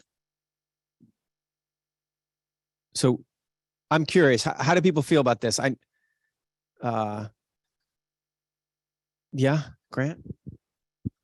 I would say be foolish not to have some sort of procurement policy written into it, or some sort of next steps to give developers just assurances. Same thing with the idea for permitting a port, or I mean, not a cable landing. I think that would be huge. You know, we're all set to go here. One of the biggest struggles is plugging in the electrical cord. So the ports build out, I think that we'll see with the IRA that there's all kinds of money there to move forward. We just need to assure companies that there will be a port, and that there's a time frame in which we will be able to use the funds from the IRA. Okay. Yeah, I think I agree with Grant. I think anything we can do to de-risk and incent industry to be interested, and so it can serve as a forcing function. And there's many more interested parties besides what was just around here, including, of course, everybody in Augusta, both the executive branch and the legislative branch, that are going to have to be worked. But I think if we can, using realistic dates, and we don't have to have a whole lot of them, but in certain areas like port facility and where you connect, and particularly there's great sensitivity about transmission lines in the state right now, but the two that have been mentioned, that Habib mentioned, exist. I mean, they're there, and you have to plug into them. I don't know the feasibility of Cousins is quite a different matter than getting up to Wiscasset, because you got quite a ways to go up inland waterways. But what the feasibility is, and someone to look at it and pick one or the other and try to say, you know, hey, we have a plug here that you can plug into, and that will facilitate things. I think that would be incredibly advantageous to the state, and the same with whatever we could do on the port side. Okay, great. Tom, did you want to jump in? Grok, could you pass that mic to? Yeah, I mean, I have heard and generally agree with the notion that if you put out a number and a date, it will encourage people to behave, you know, aggressively.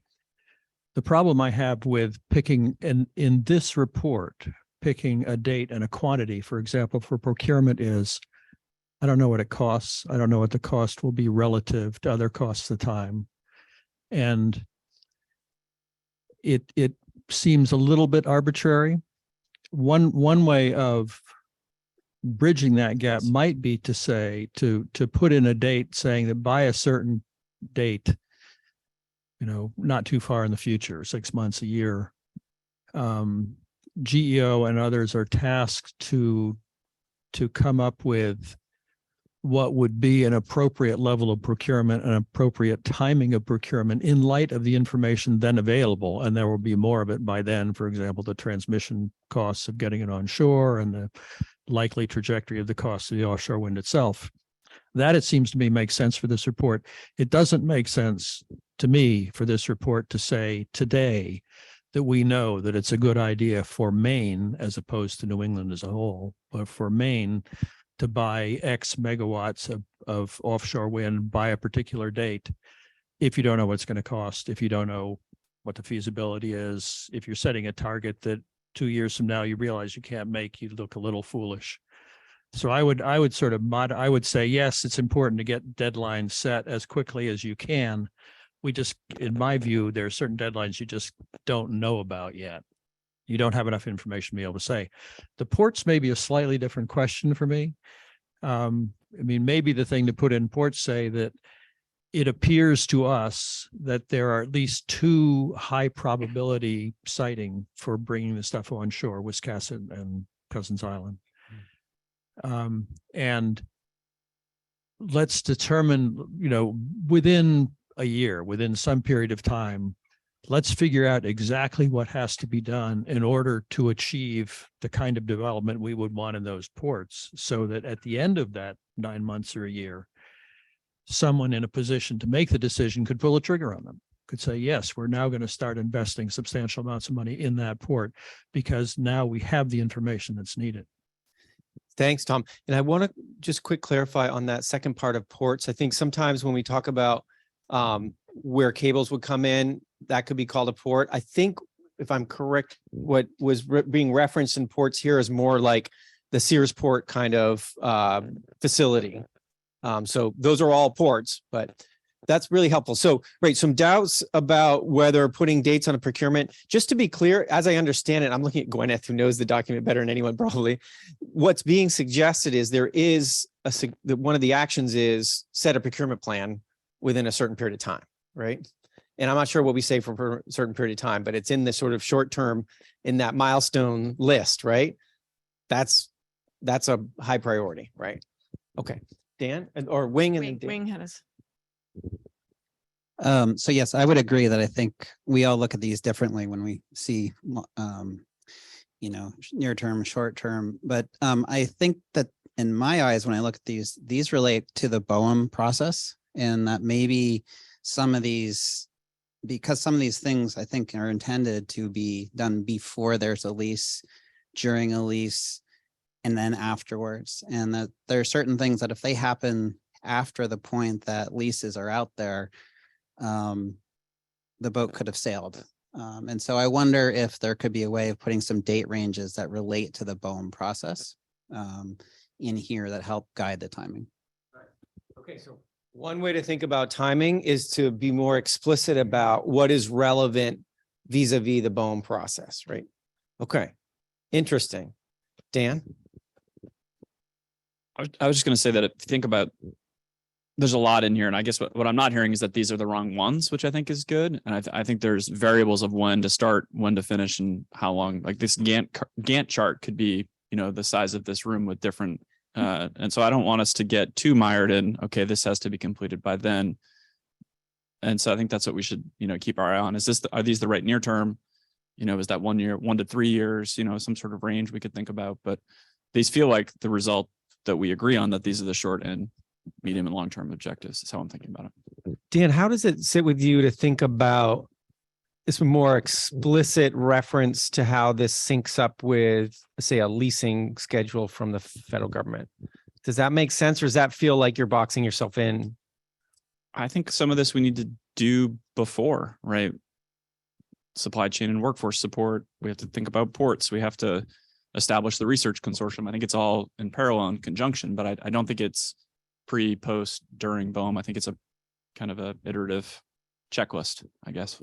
So may or may not be reliant on the lease process itself. Okay. Sorry, I was just going to say, I mean, we always think that we're Maine, it's the Gulf of Maine, but Maine needs to have a procurement policy so they will get the power from projects in the Gulf of Maine. Just because there's a lease area in the Gulf of Maine doesn't mean there's a procurement plan for the state of Maine to get the power. So. Want to just pass to Matt? Yeah, I have no issue with attaching a timeline onto the port development. But it can't rely solely on itself. So like this entire thing can't be dependent on the fact that we have to build a port by a certain amount of time, because I think a big part of making the business case for a port is to be able to quantify like what's the actual production demand, and how many turbines is this port actually going to be making and producing. So if we don't have that, it makes it pretty hard to, try to put forth an idea to build a, $250 million plus port facility, and nobody knows how many turbines we're going to be making. Nobody knows what the long-term production is of the facility.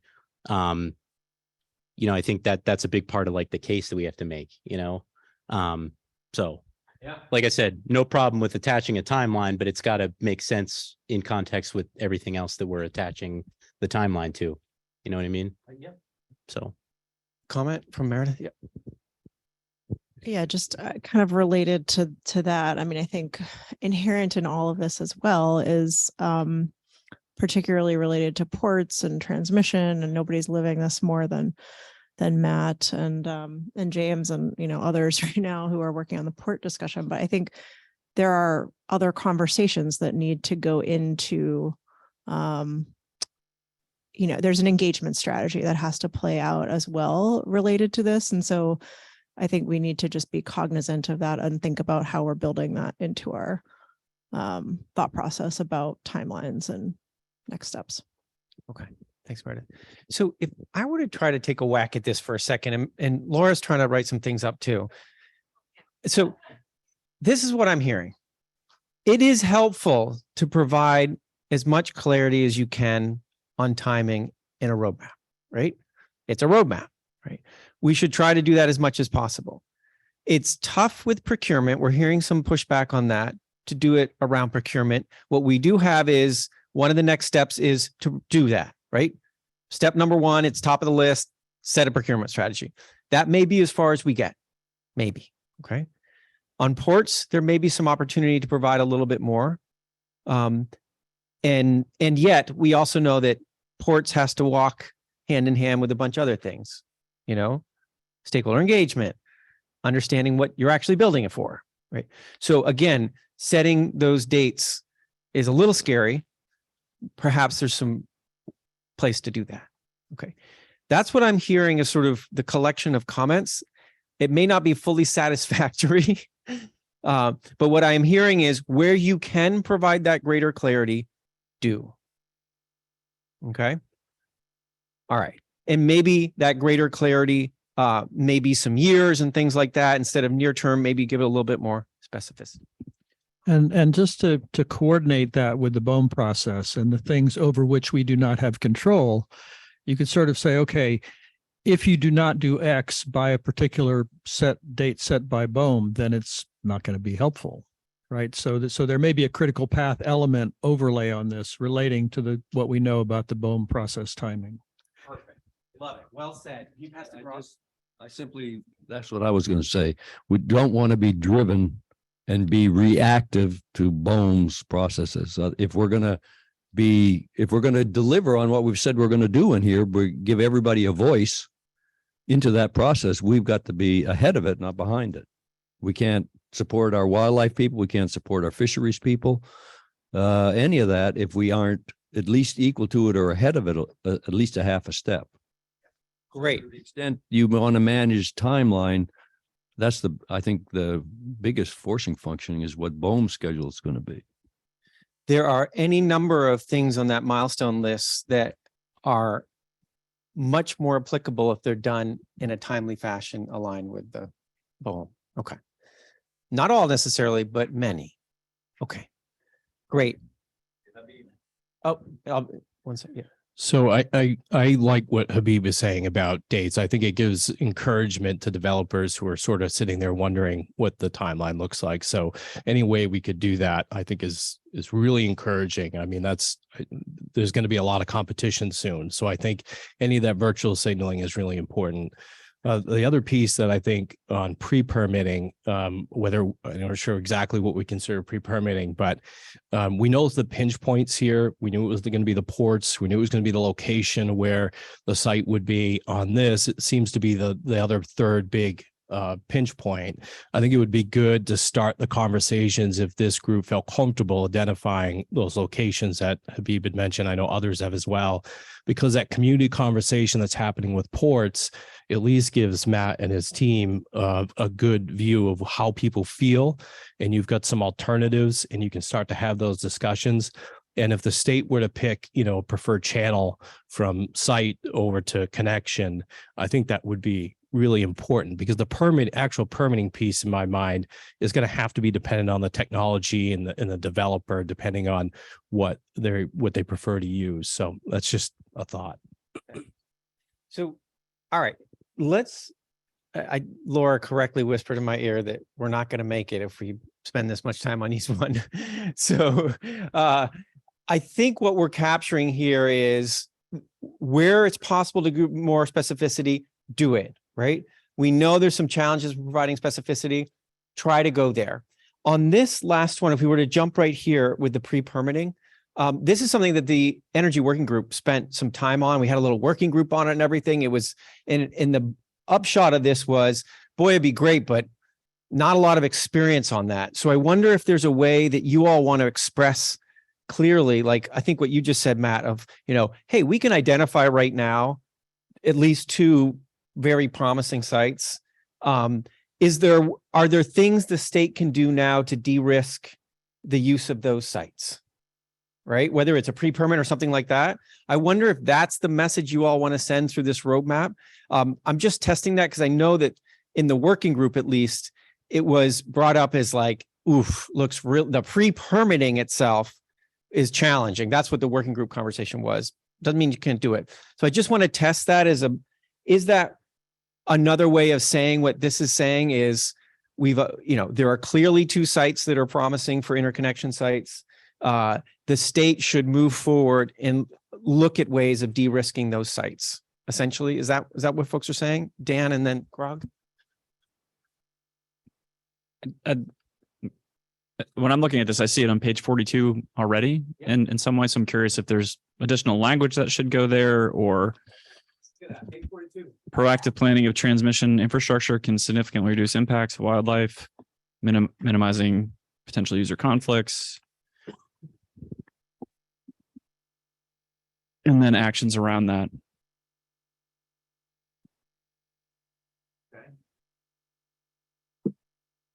Guide offshore wind developers to target landfall to utilize already existing high use areas. Clear requirements for best management in state waters. So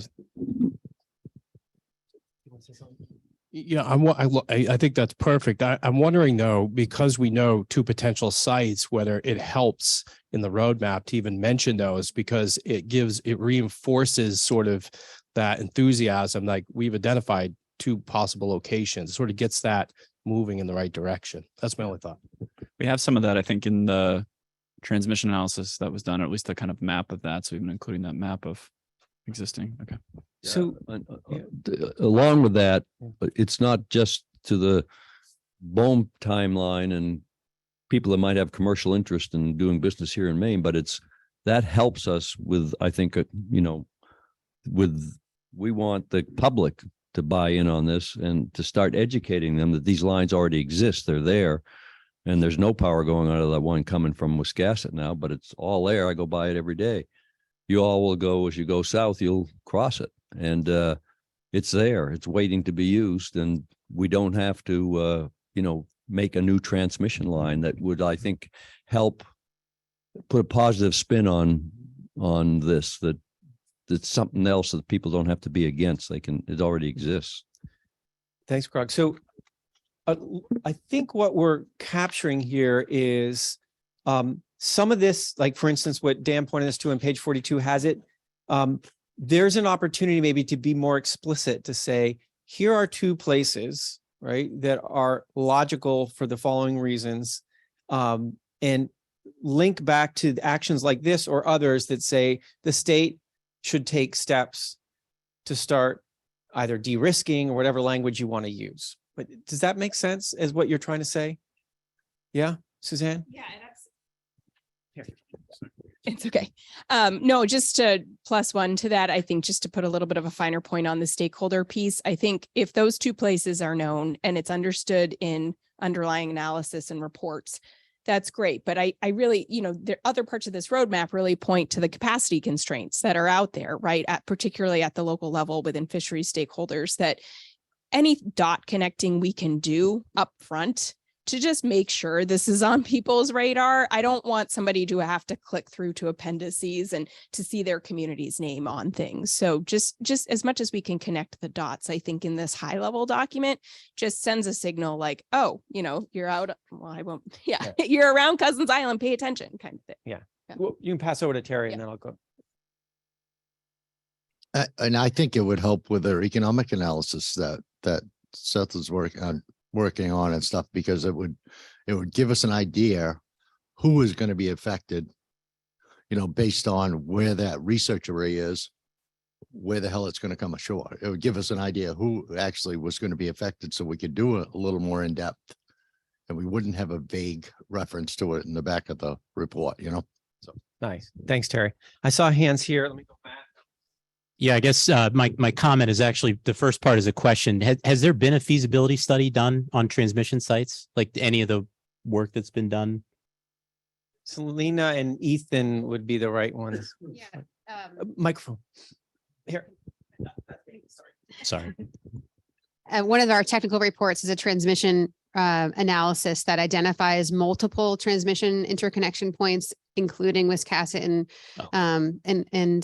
Yarmouth, but there are others in addition to that. Those are two obvious ones, but there are more. So, and so we've done a preliminary work on that. We're also looking from a federal funding perspective about where do we need to make onshore investments related to transmission more broadly. So I think that there's more analysis that can be done around that, both on the energy side. Yeah, because I mean, my thought is that, you treat it almost similarly to how we're taking the approach with the port development, so like started with a feasibility study. We brought on consultants to, help us with the NEPA process because we knew federal funding was going to be involved. We've started stakeholder groups, that sort of thing. So we've got our alternatives identified, and now we're trying to drill down to actually select the site and then develop the project, So, I mean, just a way that you could lay out some steps for how to advance it, Okay, So. great. Thanks. And wait, Selena was going to say. I actually got my point in my comments. Oh, perfect. Just that there are more than 2 points. There are more than two. Yeah. Yeah. Okay. So, Don. So I'm conceptually supportive of what we're talking about, but I want to point out a communications challenge, which is we did something like this 10 years ago in terms of identifying 5 research sites, and for all the same reasons. And when you're talking about that hypothetically here, it's of interest to a much smaller group of people than when you're talking about it for real in a given community. Yeah. And so I think we just got to be thoughtful and sensitive about framing something like this. Yeah. Secondly, a developer will end up being ultimately the more visible player. And I think our experience of developers coming into this space has been that whether the large industrial spaces, they've got a job to do. They've got a project timeline, they've got a return on capital. Their job is to get in and out, and there's a lot of pressure there. They can quickly run afoul of communities, and with every large industrial facility, whether it's on the coast or inland, There are folks in state that say, hey, slow down, you got to talk to folks, but that advice isn't listened to generally. And so I think we got to really think carefully about the interplay of those two factors before we just simply say, well, let's name two ports and or let's name two transition locations and make it easy, because there's just a lot of unintended consequences that can come out of that. Yeah. Okay. All right. So in terms of the messages, sorry. Put it on the table, so maybe you want to let him. Yeah. I appreciate all the comments here. I think there's an experience of doing this that drove costs way down in Denmark. Denmark was the first country in Europe to drive costs way below 10 cents a kilowatt hour, and everybody was amazed. How did they do it? They did it because they took the transmission risks off the table. Okay. What they did is we as a country are going to go ahead and pre-permit or advance the permitting of these sites. Developers, you don't have to worry about it. And by doing it ourselves, we can reach the right constituencies, we can talk to the right people and get that done ahead of time. Now, BOEM is going to come in 2024, less than 2 years from now, and tell us where we're going to build these farms, right? We have an opportunity between now and 2024 to figure out where these could plug in and reduce the risk and reduce the cost of the Maine population. All right. So I'm curious. It sounds like there's a tension about how explicit to be in the recognition, like Don's words, of unintended consequences. It feels like there's interest in building up a little bit what's already in the document about this to say, hey, this is an issue. There are opportunities for the state to think about de-risking, and particularly around interconnection sites, right? And we can say, we know there's sites along the coast where the infrastructure is in place in terms of transmission lines already there, right? So those are the kinds of things that could make it in, certainly from your advice, to go in the document. Does that sound about right? Okay. So let's pick off a couple more of these, because I think it is important for us to work our way through. I'm interested just to do these on the bottom, and then I'm going to come back up here for a second. There's several here that are about how you frame things. I just want to check if there's any concerns about what's been said so far. So in terms of the framing around the benefits, more of an investment than is only about mitigation of, compensation kind of thing. There was questions about the labor agreements and how that needs to be woven in. And what was the third one here? Making sure that there's no insinuation either by order or by lack of wording that somehow the environmental, wildlife, and the fisheries pieces are less important and they aren't sort of an instrumental piece about, again, de-risking and understanding how this is done wisely going forward. So I'm curious on all of these, are there things that haven't been said that you want to say, or things that you heard that you're like fundamentally in disagreement with and you want to bring it to people's attention? I'm just curious, have we essentially framed those up correctly so far? Is there anything else that needs to be said on these three things of how we talk about community benefits agreements, how we talk about the role of the environmental, wildlife, and fisheries objective strategies and actions, and how we talk about labor in the document? Suzanne? This may be what has been said, but it is kind of important. I just want to make sure that I am clear on the community benefits piece. I mean, there are instances when compensation is appropriate and there is loss. I think what Don and you all are saying is that in addition to that, there are times when this is about enhancement and investment, and we want to make sure that in those instances, we're using that language and frame. I don't, in the instances when there is in fact loss, and folks like BOEM have put out guidance around that very specifically, and the states are coordinating around this concept. I feel like I guess to be explicit in the fisheries context, I don't want to be like, oh, well, you're losing this revenue, but this is an investment in you. And so I think on the port side, it makes total sense. This is investment. This is enhancement. I just wanted to understand the intent. I love the question. Don, do you want to? Yeah, thank you, Suzanne. And I want to be clear. I wasn't talking about simply wordsmithing here. I think we all understand what mitigation is, and that will happen. What I'm suggesting is that we ought, as a state, to think about going beyond mitigation to figure out how to assemble the investment resources to make this process a net positive for fishing communities, as opposed to they got 90 cents on the dollar for whatever they lost. So it's a really different way of thinking about this.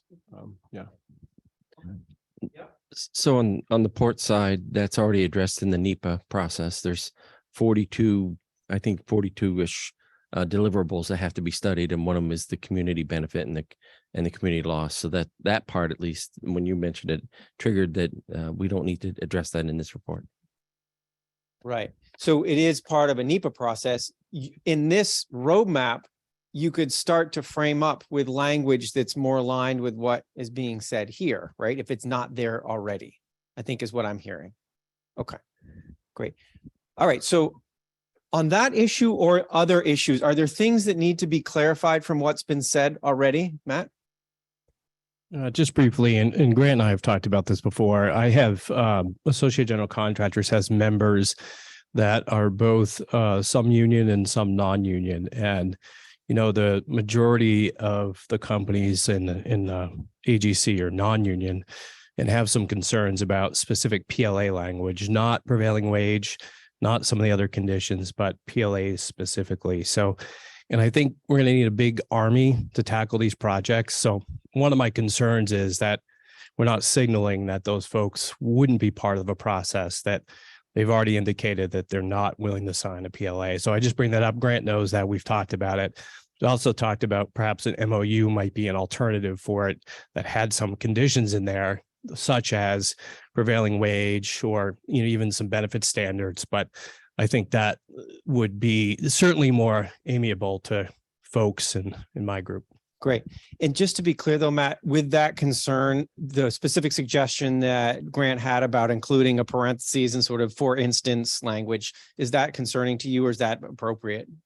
I think as long as it was clear that it would be, that we were sending a message that we want as many contractors, specifically Maine contractors, to have the opportunity to bid on the projects, that's important. The conditions around that, like prevailing wage, setting a wage standard, those things have all fine. Okay, great. Thanks. Grant?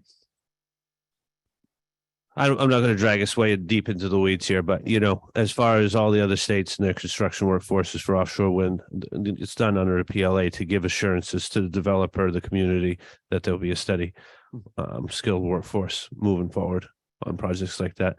And what we see in the state of Maine and in other states, even in Massachusetts, Maura Healey was able to come up with $11 million worth of misclassification for the state from prevailing wage jobs. Yeah. Not saying it happens all over the place, which it does, but if you could come up with $11 million in a year on misclassification alone of workers on prevailing wage projects, then it's a prevailing issue. All right, Stephanie. Thanks, David. I just want to go back to the sort of framing some of the discussions around fisheries and seafood industries in more of a positive way. I think that is really important. And we started doing that under Strategy 5, Advance Opportunities for Fair and Equitable Benefits, under Objective 4. We have an action to continue to collaborate and open a dialogue with Maine seafood industries to identify and implement pathways to help the industries thrive and explore ways development of the offshore wind industry could include investments that help support fisheries priorities. So it seems like maybe Don's point is that we should expand upon that a bit more or have that fleshed out a little bit more throughout the roadmap. And I just want to bring that up that we have a seed there to build on. Yeah, page 38 in the document is what Stephanie's reading. Yeah, thanks. Okay, so in terms of the labor piece, based on the sort of exchange with Grant and Matt, it sounds like we know what we want to try to achieve there and thread that needle. And probably there's some language adjustments that you all are recommending for that. I want to just remember that Will Sedlak online and had mentioned more broadly wanting to see labor as identified as a partner in objective 1, I believe is what you were talking about, Will. And so I just want to test in the room here. Does that seem to make sense as well of what, as a shared message you want to provide as an advisory committee? Like, let's make sure that we're using opportunities to show labor as a partner here going forward. I think, Will, I'm trying to represent your words here. You did an amazing job. Thank you. Okay. Yeah. All right. Any concerns about that and sort of a message from you all? Does that sound good? Yeah. I think labor needs to be a partner, but I also think, you know, the open shop companies that are based here, some that have done offshore wind work, some that are interested in doing offshore wind work. I just think we're going to need all hands on deck, and people are going to choose where they want to work. They're going to choose it based on the benefits and the wages. But there's a benefit to ensuring that, you know, we have the Reed and Reeds and the Chimbros and the, you know, the AG Callians, all those companies feel like, you know, the investment being made here in Maine, partly with the possibility of their tax dollars at play, they have an opportunity to participate. And I think that's really important. You know, right now, the workforce is, you know, 90% fall in the open shop category. So that means those workers, you know, would have to make another choice about their career going forward. So I see it both ways. It has to, in my opinion, it has to include all. Okay. So in an ideal world, you David, all can I just add? Yeah, Will, go quickly, ahead. Which is to say, I couldn't agree more with Matt, and I think that that's all the more reason to include them in objective 1. Is it is an all hands on deck moment, and we are not naming some sailors on the boat at this moment in time. And so I think the moment to add them is now, and I think it doesn't preclude the interesting conversation that Matt and Grant and the ongoing conversation on product labor agreement, but I think it does signal an all hands on deck moment. Okay. Does that make sense to folks, the way it's being framed up? Does that sound good? Okay. So then I want to go to these pieces, some of which we're going to push to the next steps conversation, because Stephanie's going to walk us through some next steps. But I do want to just spend a moment on this phase 2 momentum idea of like, do we need something more in here that's signaling, you know, what's next? And the specific request about what's the ongoing conversation with environmental wildlife stakeholders and with fisheries stakeholders. We heard from Meredith that DMR is committing to what's the word? Ad hoc. An ad hoc ongoing fisheries group, and signaled that to the fisheries working group yesterday in a conversation. This document talks about considering, I think is the word, and maybe Stephanie, you know which page it's on, but considering the possibility of ongoing environmental wildlife group. I'm just curious if there's other things, maybe if we can go to that language just real quick. Wing, if you wanted to put something specific on the table and just let's test that and what that might look like. And maybe Geo can also speak to some of the limitations Geo has and going forward on this kind of stuff. Yeah, I'll just provide a little bit more context that we had in our group a lot of in the weeds discussions that Laura, John, and I tried to bring back up to sort of process discussions because we weren't ready for those in the weed discussions. And part of the way we got the group there was saying, okay, there's going to be ongoing conversation when it comes to, say, best management practices around post-construction monitoring or data collection and so on and so forth. Mm-hmm. So, and I forget where in here, Laura, you could probably put your finger on it, but somewhere we talk about a standing committee to essentially continue the conversation. 46, page 46. The stakeholders on the wildlife front there may be sort of a preferred context of engagement that may differ from the fisheries group, and some of the environmental groups and university folks might prefer a more formal process rather than ad hoc. I don't know. And I think at times we talked about, well, maybe that could sit at the research consortium, but maybe not, because there'd be sort of policy type discussions. So I think it's sort of, how does that keep going? Because I do think continuing the conversation is really important, and it's been important in New York, where, you know, their master planning process is very similar to this roadmap process, and then they continued forward with their each way group work. And we're not going to go to the NYSERDA level, of course, but just providing a a way to keep that conversation going. Yeah. And perhaps using existing standing groups in the state, or, try not to create something new that requires management and everything else. Maybe there's, John isn't here, but the IFNW has an advisory committee, could it be part of that somehow? I mean, that's more focused on the hunting side, but there's DEP has committees. So maybe there's some way to attach it to something that exists rather than trying to create something new. But maybe something new is good too. I don't know. Just keep the conversation going, and in a manner that folks are able to, as BOEM goes through their process, is able to continue to provide input. And I guess the last point is there's very little guidance coming from the federal government on the wildlife side on what to do. And I think the state has a real opportunity to step into that void and provide the guidance that the state of Maine feels is the best approach. And that can be leadership for the region. So NYSERDA, and when they've stepped into these gaps, have provided a real leadership on the East Coast. And I think Maine has that opportunity too. That's really helpful. And I know just talking to Geo in the past, like, I know there's some like a little bit of fear and limitation in there. And so I just want to give Geo a second to say what's going on. And when you hear these kinds of requests, because we might as well talk about it right now while we're here together. Sure.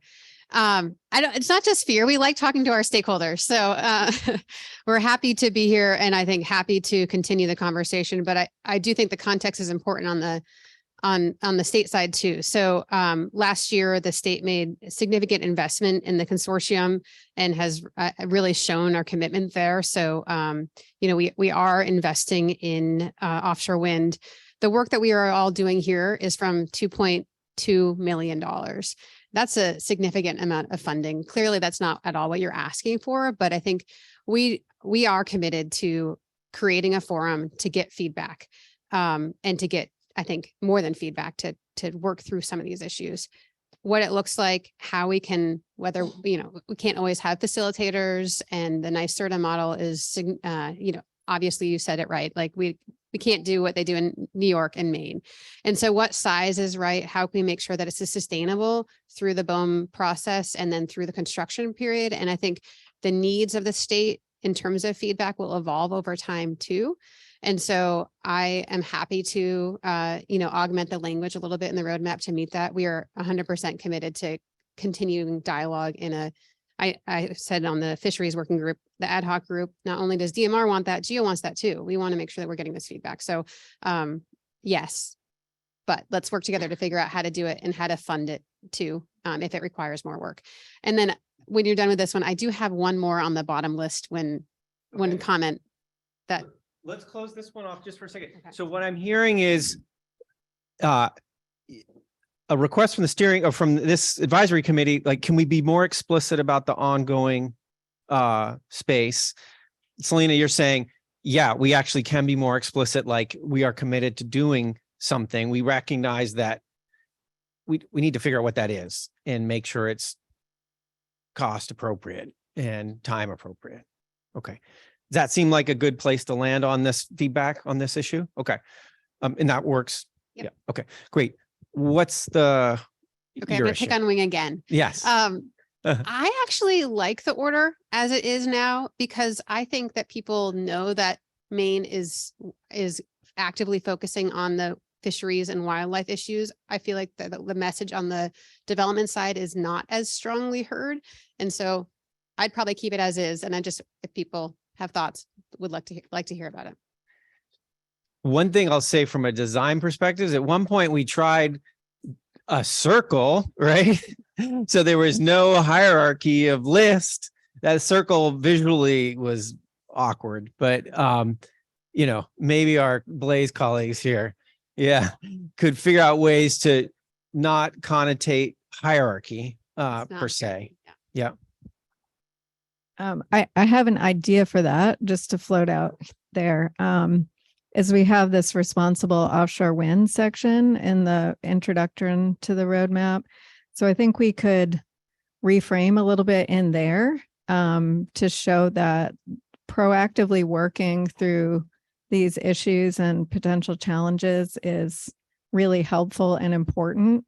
I think as you look at the BOEM process and the lease stipulations that they have now, and are advancing more, and the factor bidding criteria, those are all pointing to the importance of proactive engagement on topics such as fisheries and environment and wildlife, environmental protection, workforce shortages as well, supply chain bottlenecks.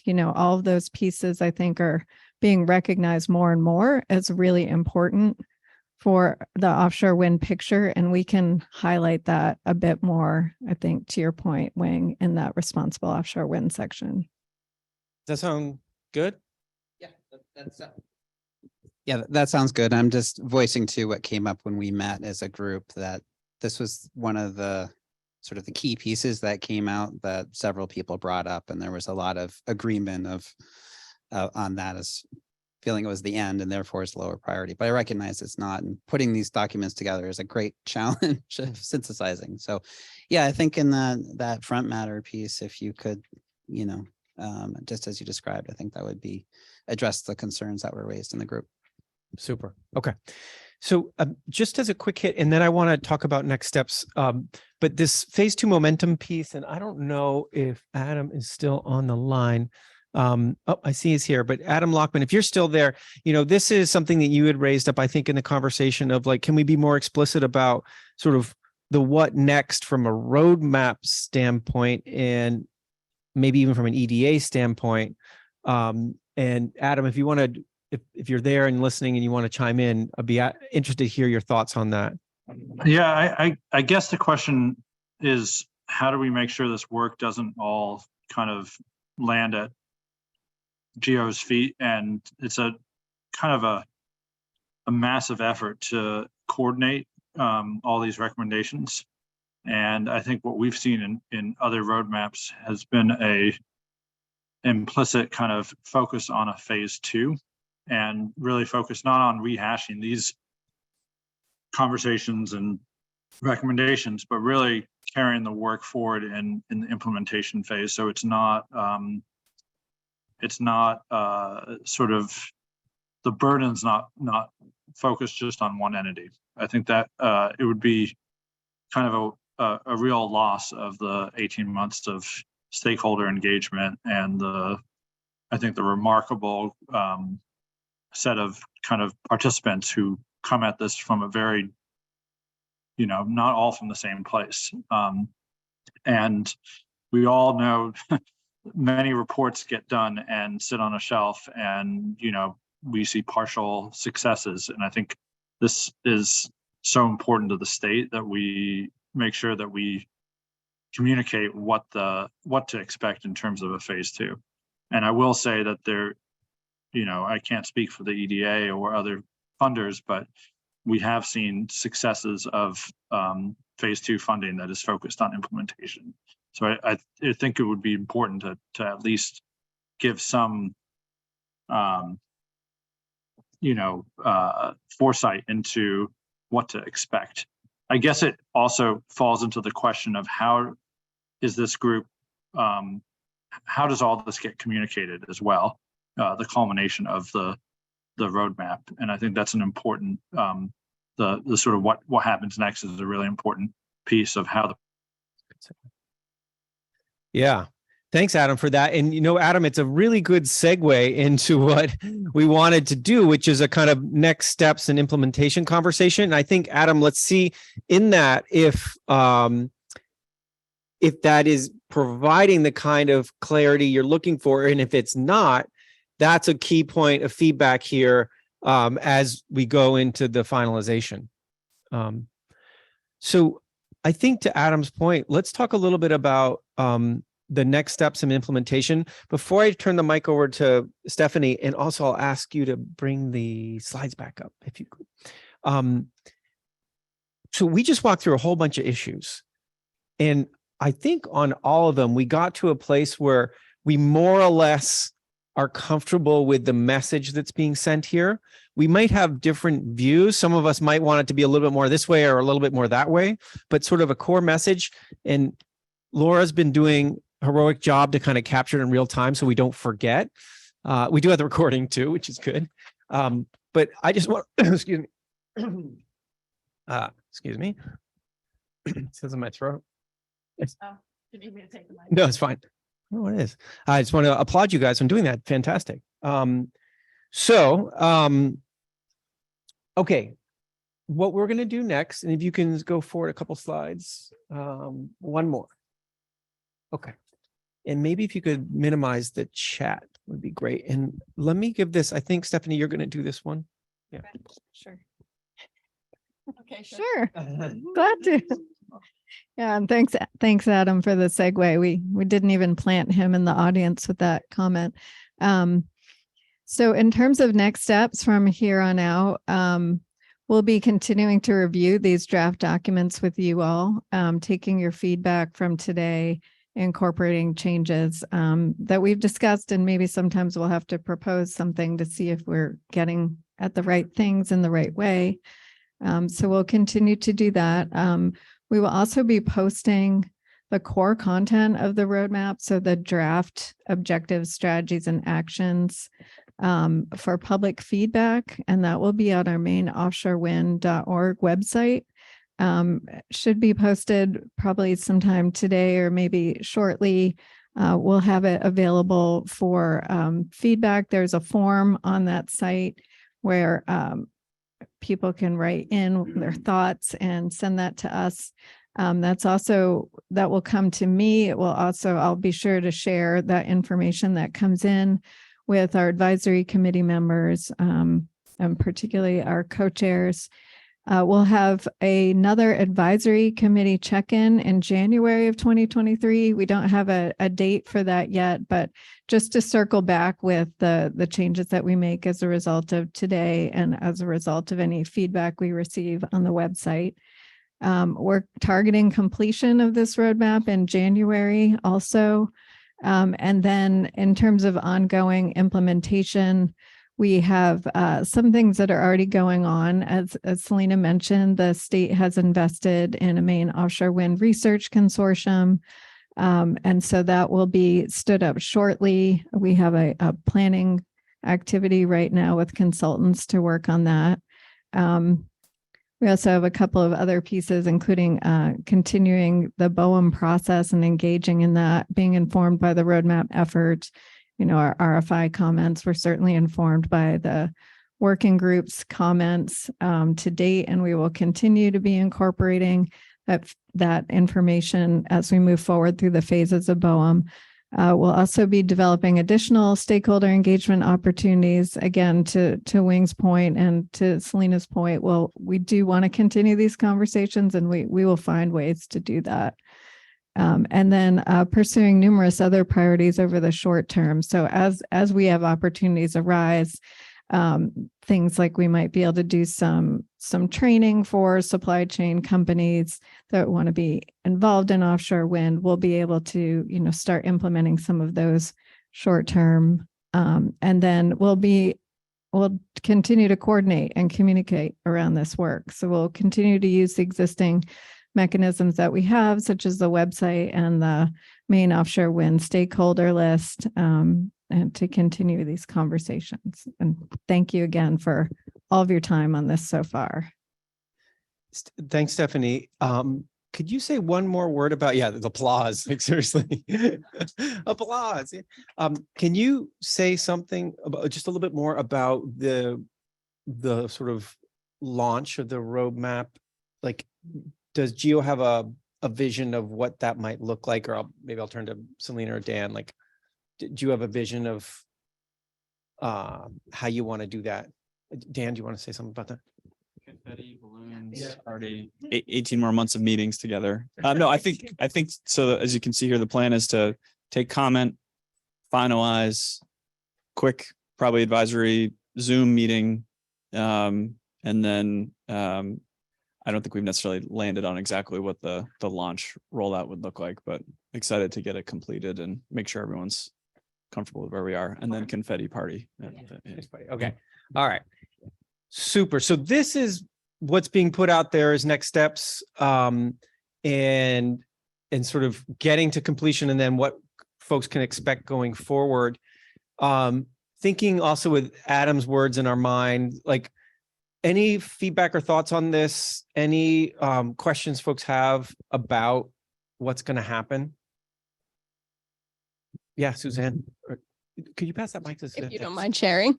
Yeah. So I get really excited for all of this, right? So sadly, I'm sure for Stephanie, she's like, can we just be done? But I kind of feel like this is the next phase and like, this is a launch, right? Like confetti to launch the next phase of work. Sorry, guys. I love the sort of nautical maritime reference before, like all hands on deck. We need to name the sailors on the ship. I maybe have a different framework around like this is a potluck and everybody has something to bring, and don't you show up empty handed, because then you'll look like, you know, the person who just brought napkins. It's not helpful. I think most of you know I've spent a lot of my career in Maine in the nonprofit sector. I recently transitioned out of it, but to me, you know, this is really focused primarily on what the state can do. I really think anybody who cares about the coast of Maine in particular, I understand this is not a primarily coastal issue, but it's an important piece, needs to show up with something to bring to the table. That's not a napkin. So I can't sign anyone up for any of that anymore. But I am really interested in how this process brings more folks to the table. And, you know, I wonder about outreach in January to sort of say, hey, nonprofit sector, hey, philanthropy, you know, hey, academia, what are you all bringing? And obviously some of that is to the research consortium, but I almost wonder, you know, could we do some sort of a launch webinar presentation that we invite some new friends to the table, and then maybe Geo and others can have follow-up discussions to say, where's your implementation chart, you know, nonprofit sector, where's your implementation chart, you know, for all the folks doing research at the universities. I'm sorry, like, I feel like it is an all hands on deck moment. And from a community perspective, the capacity that is needed is tremendous to get to good solutions here and to be, you know, ahead of the curve. I don't think there's a limitation to the amount of resources in the system available. We just need to direct them and prioritize them in the right areas. And that's that final bullet, ensure continued coordination and communication around the work. Thanks, Suzanne. Thanks. Other reflections on this? Or Dan, were you trying to say something? No. Sorry, Neil. Yeah. I think it's great that this roadmap is coming to completion, and obviously we now begin the point of bringing this to our individual audiences and representing one of the few membership organizations in the group. I do believe that at least MMA should do its job of putting this in front of our members, but that as advisory committee members here, we have some obligation to help with the unveiling of it, that this isn't just Geo out there on a dog and pony show explaining the roadmap, but that we take some ownership and saying that, yes, we were involved in it. So that, and again, coming from the position of representing a unit of government, there are some preconceived notions of the state. And so to just sort of avoid all of that entirely and say, well, this was actually the product of labor and development and government and environmental interests, and not leaving sort of Geo out there hanging on their own saying this is the roadmap, but showing some unity to our audiences would be helpful. Well, they just took all our pictures, right? Those are going in there. Yeah, exactly. At least you've lent your image. Other reflections? Yeah, Wayne. I just want to really thank Geo, CBI, and for this process. You think back to when we started this, there's a lot that's happened with BOEM moving forward, with commercial leasing in the future, and research array. And, you know, offshore wind was almost an idea when we started this. That was only about a year ago. And this has been such a great process, smooth process. And I think this final roadmap is very well done and represents, you know, a broad perspective and very helpful. And I think this really sets the state up very nicely to move forward. And if this hadn't been done, I think there would be a lot of hand wringing right now of, well, what we should have done. But this was forward thinking, and I think that's very impressive. And this process has been very good. And I think everyone involved has felt included and listened to, and it's just been very good. So, and you guys have done a very good job. Thank you. Lovely comments. Ooh, feels like we should end there. Yeah, mic drop. So in that spirit and in other spirits, are there other things folks want to say before we finish up today? We will be meeting again in January virtually to go over some final pieces and the public comment that came in. Other things that we want to make sure get said today. Well, we're all here in the room. Most of us are here in the room, and I'll say for those on the line, feel free to jump in too. I know we still have Steve there and others, so don't feel inhibited if you're online and would like to chime in. Meredith. Thanks. I'm sorry if this was already covered. Well, I had to step out for a minute. And I sorry to go narrower than some of the really excellent comments that were already made, but I just want to acknowledge the tremendous amount of work that went into these recommendations from the working groups. For myself, from Fisheries Working Group, Terry's been an amazing chair.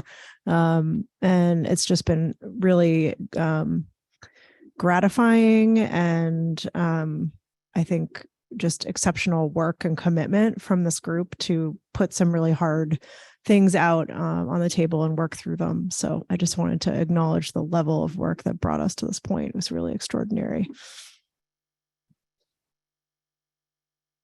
Thanks. Habib? I'd just like to second everything I've heard in terms of this process and how well it ran and the great relationships we've made with one another in terms of moving this forward. I think that's very valuable that we can take to the future. I just like to I remember the date where I got a call from the GAO office saying, we need to write this EDA proposal. Can you help us write the draft of the proposal? And the people who actually took the initiative to write that proposal really need to be recognized. So I'd like to recognize Dan and Selena specifically, who wrote that proposal and got it out there and got the funding here to get us all together. Thank you. I just one amendment to that. Thank you, Habib, is Stephanie, who has really carried the weight of all of this. I know we can celebrate later too, but just want to acknowledge that today and all the work that she has night and day put into this document. All right, folks.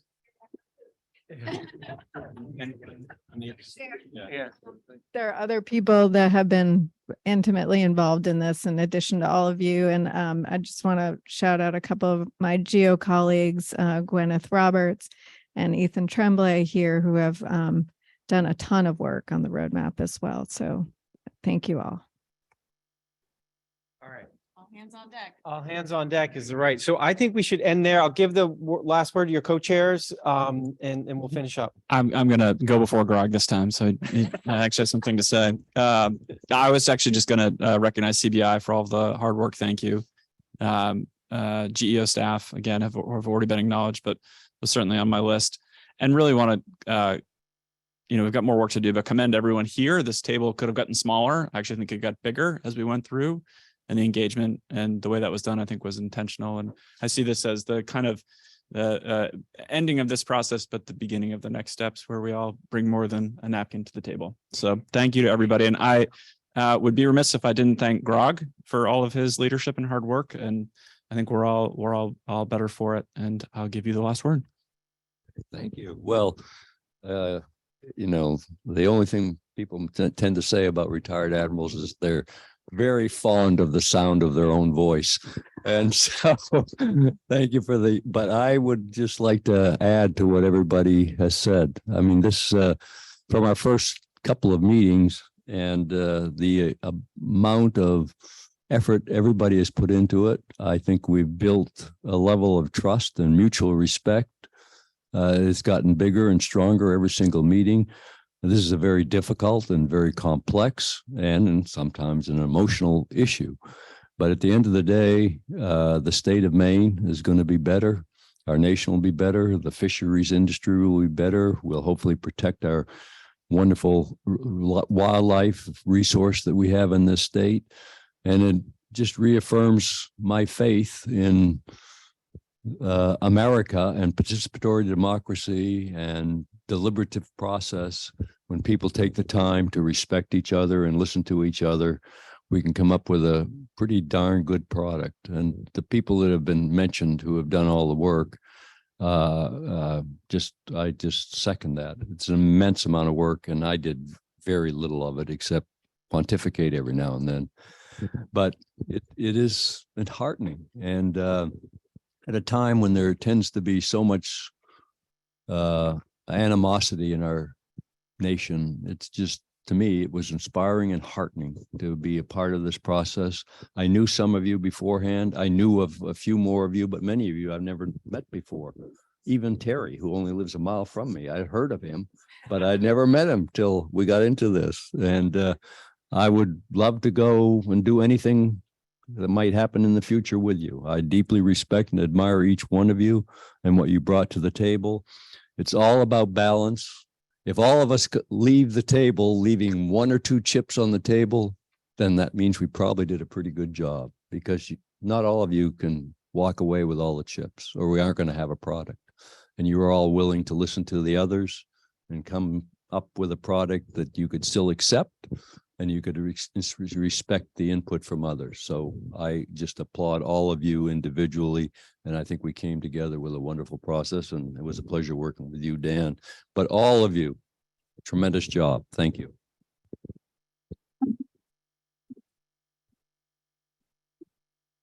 I don't think there's anything left to say.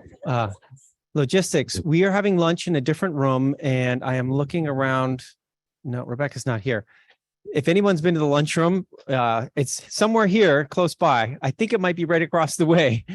I'll confirm where. Look for me. Yeah, you saw it.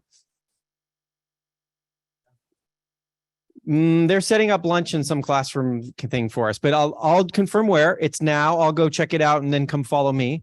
And then at 2:00, we can head over to Habib Center, or the Center Habib Rums, which is just steps away. It's very close.